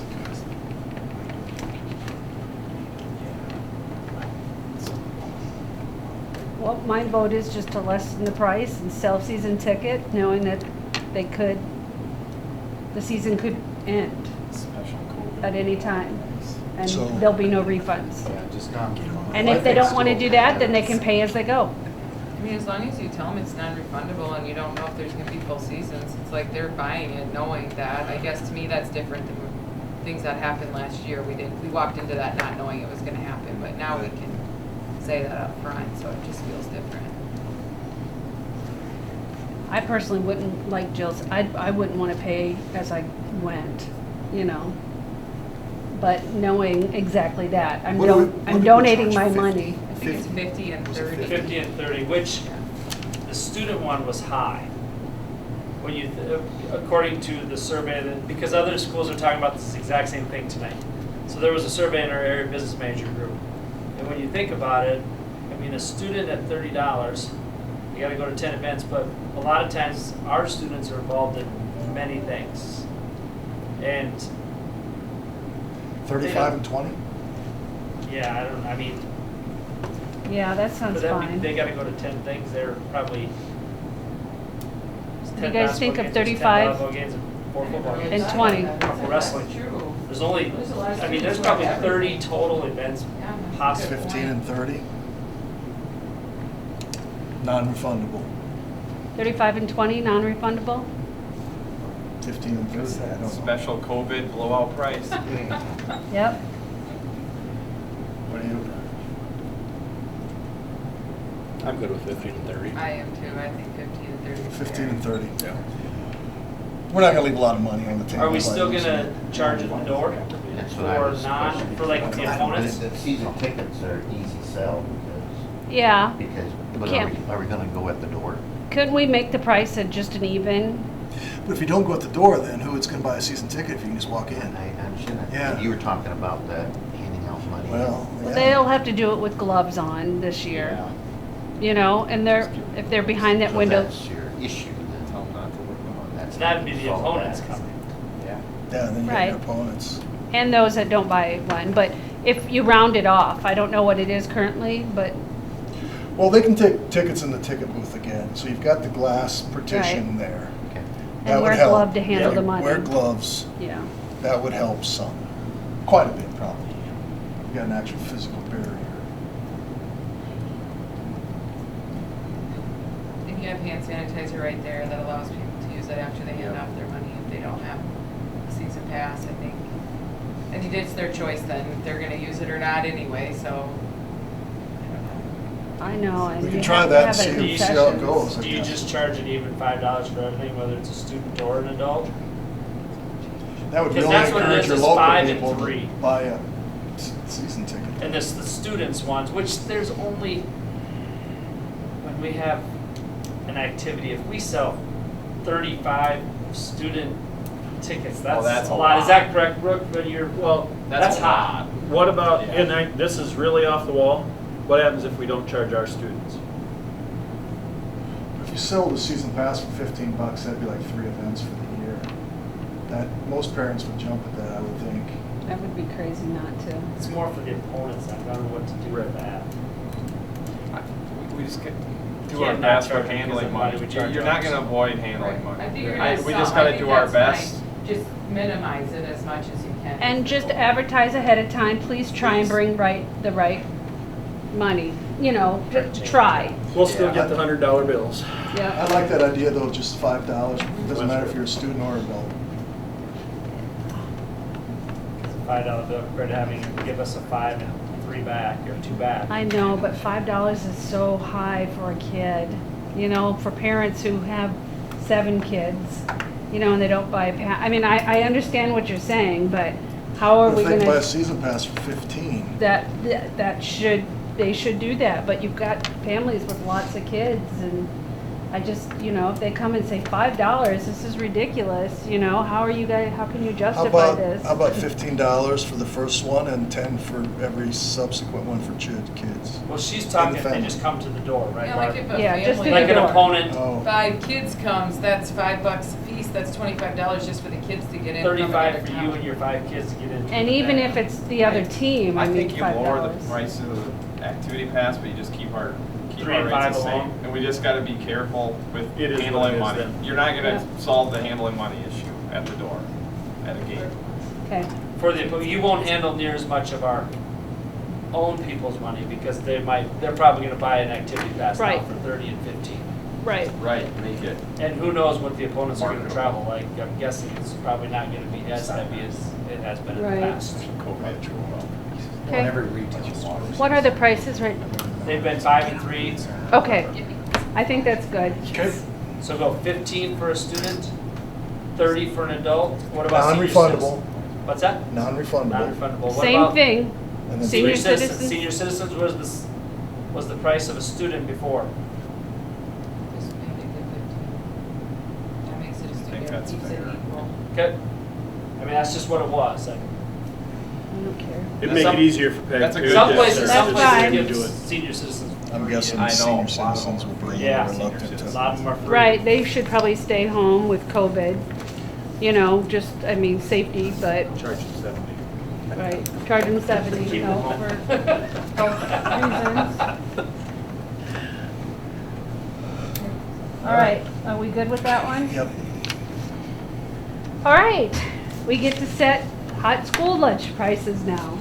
And the recommendation is to freeze the prices from last year, which I agree with, so. And submit a waiver. to For our USDA overage? to do so, yep. Okay. How's our fund balance? Craig, fund balance? With the we transferred I transferred a little bit of the expenditures from the general fund for custodial staff. Okay. Because it was easy calc, I talked to this state lady and the auditors. Students, if they choose. With them to cleaning stay in at there home. 45 minutes a day, We're gonna every have day. to talk about. if we want And there's to 3 of deliver. them.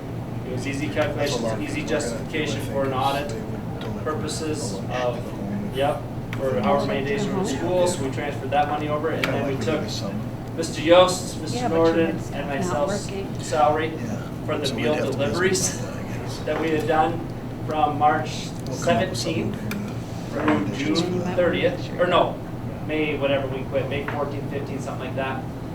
And took that 1 hour a day for the 3 of us to go around and do that. And I believe our fund balance is gonna be, our cash balance is gonna be below 3 months operating expenditures by about $2,000 or $3,000. So, I'm hoping it, if my math is all right, I'm hoping it's very close. And if it is over a little bit, I think they should be happy that we got that far. And then we just gotta watch it this next school year, you know, if school year's as is, the end of school year, we might have to do some free meals again if it is, but if we're buying individual ketchup packets, individual stuff, it's probably gonna be a little more expensive. Our costs are gonna go up. Yep. All right, so, do we need to do a motion on setting Well, the?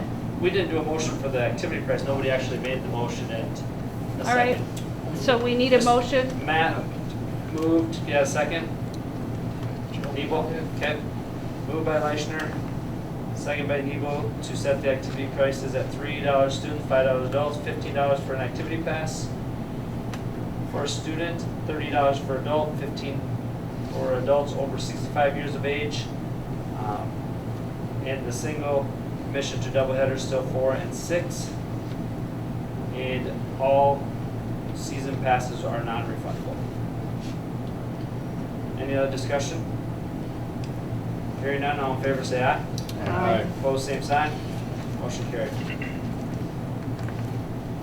All right, I need a motion now to set hot school lunch prices, and our recommendation is to freeze the prices from last year. So I'll take a motion. Jim Mahoney and John Kroll. Second, Chris. Moved by Mahoney, second by Kroll. Any other discussion? Hearing none, all in favor say aye. Aye. Opposed, same sign. Motion carried. Now we'll set price for preschool with the uncertain times regarding school attendance. We will discuss a revised method of charging for preschool. So as you know, we ran into that last year where we had to kind of deal with that. So we thought rather than, maybe we charge by the day, and if there's a dismissal due to COVID, then we wouldn't charge at that point. If they're gone for any other reason though, it's charged. If I'm home with the flu, you're still going to be charged. It's only if we have dismissed school for COVID purposes. But then we wouldn't provide any kind of instruction either. We're not going to send anything home if you're not going to. How do you employ staff members on that? Well, what we would do then is we would probably utilize staff members to work with other staff, probably in kindergarten, and kind of team up there. I suspect we're going to always have some who we're going to want to continue. I don't know that they would all stop going, but I don't know what else to do. I mean, like you heard, you had people that didn't want to pay because they weren't bringing their kid. So what ended up happening was they were probably paying for daycare and preschool, and that's what they didn't like. Okay, so charged by the day? Was this all paid ahead of time before, or? It's paid on a monthly basis. And what it is it's 9 payments. It's not 9 monthly payments. It's 9 payments over the course of the year. Because you got a half a month in August, and you got a half a month in May. Well, the problem was we cut May shorter than normal, because we went on May 7th. And that was the complaint. But they forgot that they didn't pay for August in the beginning, technically. And, and then there's other months that have 5 weeks in it compared to 4, and you got Christmas break that only has 3 weeks. It was just 9 installments of $120 is the way it should have been worded. And when we come up with that dollar amount, we take the number of days and how many hours there are in the day, and we compared it to daycare 7 years ago probably. I mean, I don't think it's been changed for about that. Maybe we need to look at what daycare rates are now currently and get it closer to that on a daily rate, if that's what you want to do. Well, yeah, if we're going to go to a daily rate, we should probably, make sure that it covers our... That we're somewhat comparable. I did not get, I know some daycares are more expensive than others. And that's not what we're trying to do, because we're not I would just use your local ones. But but I'm just saying, even in town, there's a big discrepancy. I'm going to tell you that right now. From them, and from some of them per hour. So, but I'm not prepared to give you an hourly rate right at the moment. Our hourly rate roughly was between $2 and $2.25, I think, at $120. Well, let us bring that back to you next An month hour. then. Yeah, that would be great. At the July meeting, at the end of July, we can Or bring even that in the back. August meeting, we could do it, Well, we need the paperwork probably ready to go. I suppose. So yes, if you could have that ready for our 27th of July meeting, we'll take a look at the hourly rate. That way we can have that sheet ready to hand out or put out on the website Right. when parents come. Because we didn't get anything in the preschool screening because there wasn't preschool screening, so they don't have any information yet at all. Okay. We wait until August, depending on when we're gonna start school, I guess, but, No, completely understandable, and this is what the families wanted, yep, so we will take a look at that. okay. Next is the SD South Dakota High School Association runoff elections ballot. There was a runoff between Tom Culver of Avon and Heath Larson from Chester. We originally cast our ballot for Tom Culver, so we recommend the same for the runoff. So I will open it up for discussion, and if there is none, I would take a motion and a second. So moved. John Pearl, and Jim Mahoney. Moved by Pearl, second by Mahoney to vote for Tom Culver. Any other discussion? Hearing none, all in favor say aye. Aye. Opposed, same sign. Motion carried. All right, now we'll accept or reject any bids for the band trailer. Craig's got Craig, Okay, you- yep, we received one bid for the band trailer. It's a DCT 6x12 utility trailer with an aluminum foldable tailgate on it. It's just kind of, it's a flatbed with about, 12-inch sides on it. And the bid was for $555. Our recommendation is to reject all bids and put out for sale. We think it's worth closer to $1,200, $1,300, $1,400. I would agree. I called the actual trailer company that made it in Del Rapids and got their opinion. I sent them pictures of it and they had the little label and everything, and they told us, $1,500. they said no lower than 1,500. All right, It was based on, 2,300 brand new. okay, 2015. based on that information, I would recommend that we reject the bid and sell it. Sale it. So now you can just, I you're think gonna we'll advertise. and Yeah, sell we'll it out. advertise it, and we can put it on Facebook or wherever we want to go with it and put a price to it. Yep, I think we should sell it for about, We gave ask local taxpayers the 1,500. first. see what we get, but, so I need a motion to reject the bid. I'll move. Matt Leishner. Matt, okay. And I need a second. Nebel. Moved by Leishner and second by Nebo to reject all bids and advertise the 2015 DCT utility trailer for sale. All right, Do we need to put the price in there that you want, or is it all? I think you just let us set it. We'll visit some more with people. We want to move it, obviously, but we want a fair price. We want a fair price for the van. Yeah. all right. Next is our school nurse discussion. As the board is aware, schools are being asked to open schools in the fall with face-to-face contact. With this recommendation, along with various recommendations of the proper response protocol, we will be requesting the staffing of a school nurse for the 2021 school year. Again, the certain amount of uncertainty of how much time we may be in or out of school, we will ask to request contracted services rather than hire an employee. The contract would indicate services would not be needed in the case of a school dismissal. You know, I know you guys, most of you have had this discussion about a school nurse in the past, and I think times have changed since those conversations.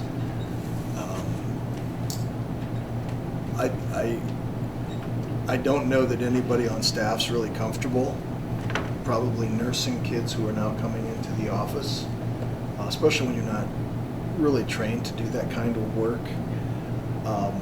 So I like the idea of hiring, if we can find it, contracted service, and I don't know if Avera St. Benedict would be willing to do that along with our health contract or not, but it's certainly worth asking, where we contract services and we can tell them what we're looking for, but in the case of a dismissal, then we wouldn't need those services, obviously. One of the things that we want to do is if we have a kid that comes into our office who's running a fever or we know is sick, we need to isolate them. And we really don't have a good place to do that right now, so we're going to have to find that and isolate away from people. We want to contact parents immediately, and then we want to get them out of the building as quickly as possible.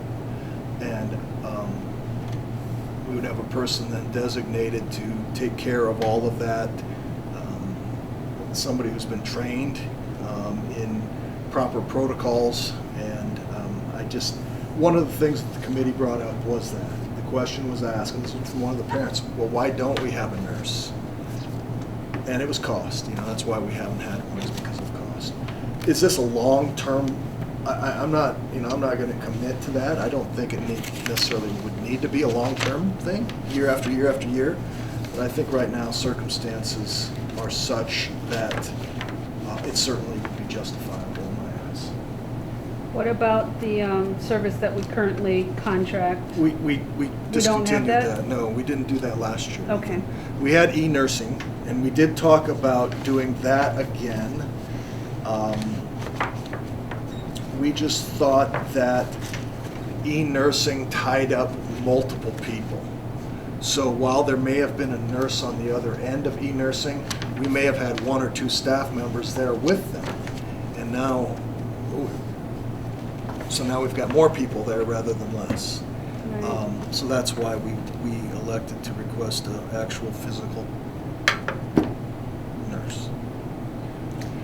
So, statute requires certain medical needs of children be handled by school staff, right? You know, like insulin and that kind of stuff, right? Certain trainings Right. have to be required, which we've had for Right, medication distribution, as an example. right, Yes. yes. And So, they could do that as well. right, so if a child comes in sick, what happened to the days where you called the parent and it was the parent's responsibility to come get the kid and take care of it? Well, this is what happens. You call the parent and they said, okay, we'll be there in 45 minutes because I'm at work, or I'll be there in an hour. Well, if we've got a kid with COVID in our office, and we'll put a mask on them right away, but we don't want them in the building for an hour. Well, and I understand, you'd have to obviously move him to that location. But then you we know, need somebody to isolation. supervise them there. You know, we wouldn't want to just leave them alone. We'd want to keep them supervised. I was just curious, like, so day to day, will they be here all day? I don't know how we couldn't, you don't know when that kid's gonna walk in the office. Yeah. We can pretty much tell you when we typically see the illness. It's usually first period, and it's usually right after lunch. Almost always, isn't it? I'm just wondering. Fair for- assessment, Mr. Bill? Very fair, yeah. I'm not saying they shouldn't, 80%. I'm just wondering, Yeah. like, what is your idea of what the day looks like for that Right. person? What if, out of the 25 days and of the 30 days of a month, you don't have a kid who, whatever, you know, doesn't need their assistance? What do they do otherwise? Okay, so medication distribution, we'd have them do that, and that's daily. We do have medical screenings that they could conduct. Right now, we contract with Avera St. Benedict for the healthcare screenings, scoliosis, those types of things. They could do that. They could also too, when you do the checks and stuff in the mornings, they could coordinate, make sure that certain protocols are being followed according to guidelines that they would have to be in charge of. And then make all the Make sure contacts, necessary contacts. It's a fair question though, Joe. How do you keep them busy if there's no business? I mean, I don't know if that's nurses a good get thing paid a or a lot of bad thing. money, so I guess for me, it's like, how A do you, lot of money. how do you just, and I don't disagree that it, if you had a sick kid, it's important to have someone there who can monitor them. And you know, some kids could come in really sick and they could have got sent to school that way, so I understand that. I guess I just want to make sure up front that if they are in the school all day long, that they would have responsibilities, because what if there really isn't a lot of sick kids up front, or if ever? I think it's a great idea. I like it because if someone really is sick, it's not a teacher's realm to feel comfortable to be like, oh, here, let me help you, and then you don't know the rules, and what do I do Or with my secretary. PPE, and how do I keep my hands clean, and all those things. So I think it's a good idea, one, to prevent spread to other kids, but also to the staff, to isolate the staff. That's what the whole goal was to isolate staff so they don't get ill. So I think it's a good idea. I just would be, interested what their other duties would be. So last month, we approved a contract with Avera St. Benedict to provide the nursing services for what we have. And it's like 90 hours a year, so it's not a lot of hours at this point. The rate for that was $21.90 an hour, which I thought was very That's favorable. low, yeah. That's a really good rate. I don't know that we could get that, but I do know that there are probably some nurses looking for some work. I know that there were some layoffs during this time. So I don't know what we can get, but I guess we'd like to explore it. Shane, if you take away the responsibility currently that's with your other staff, their pay is, was negotiated based on them having those responsibilities. The nursing responsibilities? Right, administering medicine, Yeah, I'd probably take care of Administering medication. 80% of that in the office. Yes. yeah, and the classes they've had to attend because of it, and. But the COVID side and those illness sides, that Right. they No, I did. understand COVID in itself is unique. Craig you know, gets you in walk on it, in, he you just know they doesn't- got COVID, you're calling the parent. I mean, you don't, Well, you even a don't nurse know. isn't gonna know that they have COVID, but if they come in and they have a fever, or they're not feeling well, I just, you know, the responsibility on the parents, we're just taking that over. But they'll go home. I mean, the goal is just They're to gonna keep them get home. isolated and safe Right. until they get here. For like me, if I was at work, it would take me 60 minutes to get home.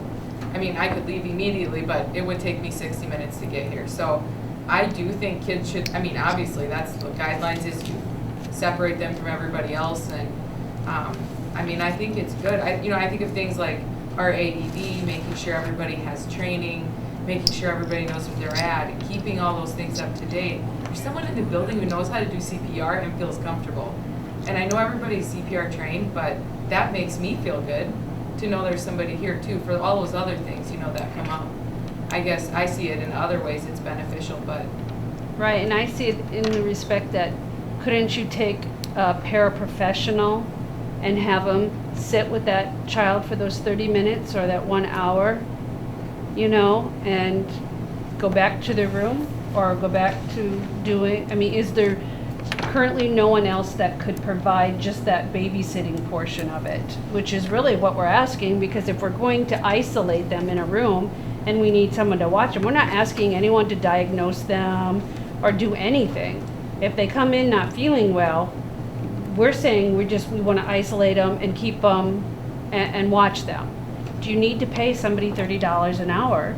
I think for a comfort level of what people feel comfortable with, and what the expectation is and how we treat people who have symptoms as though they're positive. So if they have any symptom, you treat them as though they're sick and they're positive. So you aren't going to diagnose, you aren't going to test right there, obviously, but you would want to treat that person as though they are infectious and contagious and they could get others sick. So I do think it would be beneficial to have someone who's trained, who feels comfortable. I know it's a big expense, but it would make me feel better, but that's me from a nursing perspective too, so I don't know. So if we were to contract services hypothetically, and you employed the contractors for 6 hours a day, because it wouldn't have to be much longer than that. That'd be about 1,020. At $30 an hour, you'd be looking at about $30,000. Now, this is something we could put in our GEAR application for a grant, but it's a competitive grant, so there's no guarantees that the person would get it. But yes. If you know, Barb brought up the point of another aide, but we don't have aides that aren't busy right now because we're pretty full the way it is. And if you were to hire a person, then you have your benefits on top of it and health insurance included.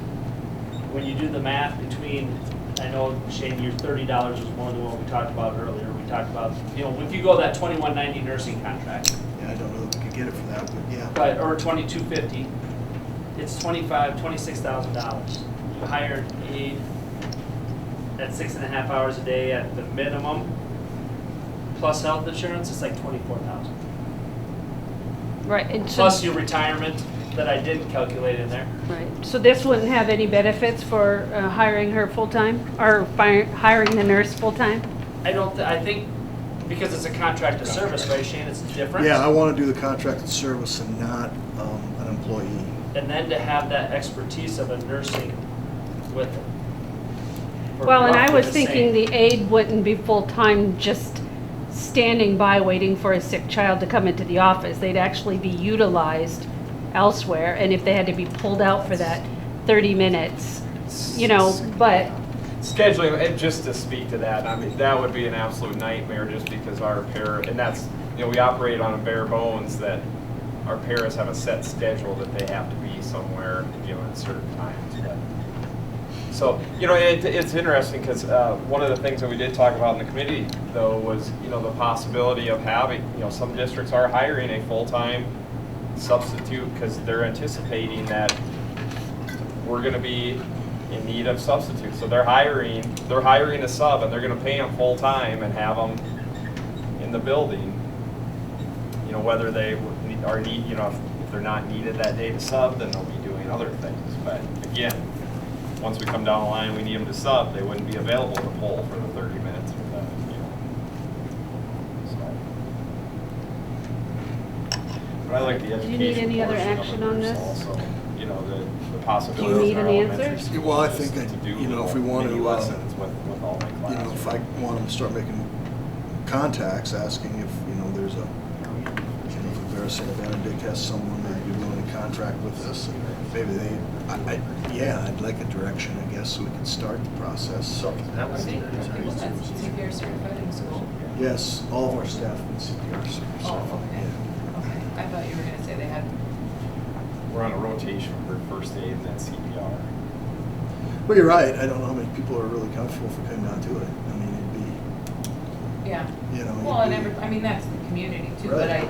but I think it's nice to have someone who's versed and feels comfortable and, you know, I don't know. We have to train students, right? Every senior, every group has to have Yeah. CPR.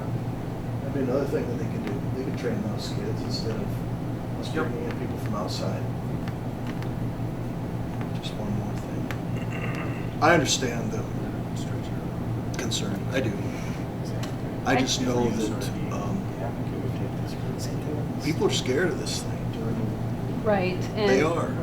and- And when you're not a professional at it and you're not trained and, you know, you get a few hours training here and there to dispense meds, but other than that, we can give training on how to properly wear equipment, but I just understand think that that- the cost yeah. is that on top of another 65,000 for, you know, equipment so that we can video, you know, classrooms for students that may not want to come to school.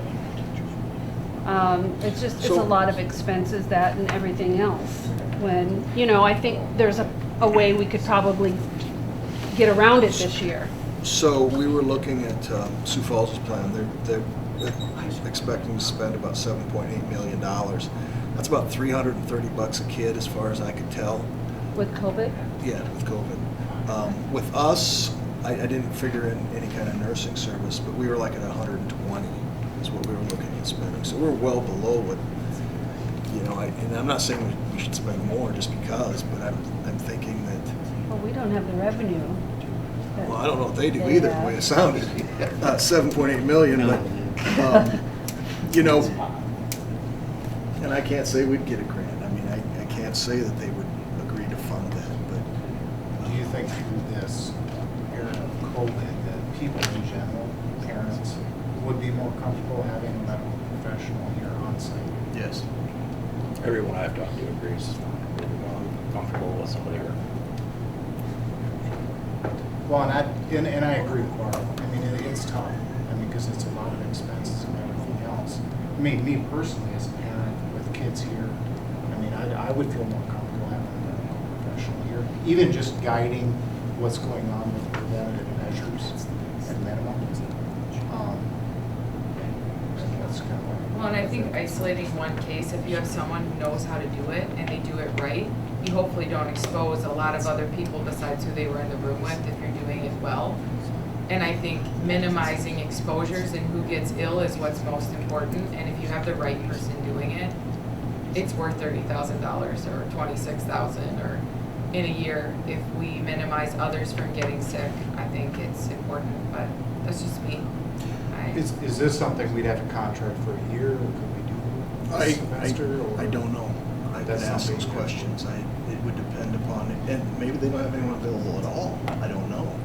But I was just I know that there were some nurses that were cut back on hours and things like that, and this might be an opportunity for them to hire someone back some hours, and it may not even be the same person every day. Right, that's what I was. And it wouldn't gonna have to say. be, Right. as long as we have enough continuity there to. If it was a contract for service and we're out of school for an extended period of time, Then we wouldn't have to pay. you wouldn't have to pay. That's the for whole it. idea. An behind it. employee You that you might. hire, you might have to pay. Well, and you know, one thing Jill said was, you know, that nurse, I guess, could be responsible, you know, if there is a COVID case for the tracking mechanism of all of it. You know, who were they in contact? You know, you had said in their classroom, if they rode the bus, all of those kids are gonna be in contact with, or if they play a sport. So that is gonna be a huge responsibility, that having another person tracking it from start to finish and notifying the families, you know, and that being part of their duties, I guess. Well, and maybe it's even, she does education in the classroom every so often to say, he or she, could be a male, to say like, you know, this is an expectation, this is how you wash your hands, when you do these things, you use hand sanitizer. It just keeps everybody kind of in the forefront, always thinking about it, and kids kind of look to that person, then I think they hold them responsible, including staff. So they'd be held responsible to say like, Well- hey, you need to have your shield on, or Right, when you're and- doing that, right. you need to do these things. They could be going through the classrooms Help throughout the us day, with making grades. sure that Yeah. everyone's I in think it compliant. will be very valuable actually, and a lot of people will learn a lot of things about infection control they maybe never knew before from a What I teaching hate to see, Shane, and we know how this goes, you get them in one year and it's gonna be something that we wanna keep going. So, you know, I agree with I us think your being, public feedback will dictate that, I think. I really do. I mean, if people are willing, they'll let you know if they're willing to spend that money for that purpose, I think. right. And I was Wages. reluctant to put this on here, but when I got asked that, and again, it was a parent in the committee that said, why don't we have a nurse here? And I explained it, and they, you know, they kind of gave the, Right, because we live a because it's mile money. from the hospital Right, and. right, yep, and we Yeah. had that conversation. And there's truth to that, but Well, I mean, it's come up before, that's Yeah. been the response, Right. yeah. So, all right, well, we need to go ahead and, I need a motion to allow Shane to pursue hiring a contracted medical professional for the 2020, 2021 school year. So, Is that Mahoney? I'll second it, Craig. Moved by Mahoney, and second by Kroll. Any other discussion? Hearing none, all in favor, say aye. Opposed, same sign. Motion carried. you know, I'll let you know what we come up with, and if I don't think it's gonna work, then I'll let you know, but definitely not August. I'll try, Or July. I'll reach out to Rita hopefully tomorrow. July 27th. Yeah, you have July 27th. I'll reach out. All right, if there is nothing else on the floor, I'd like to adjourn the meeting. It is now 9:58. Uh, All right, we need a motion. Thank you, everyone. Jill in second. I'll second. Matt, So July 27th, Hearing none, all in favor, say aye. Aye. Aye. Opposed, same sign. Motion carried. Next meeting.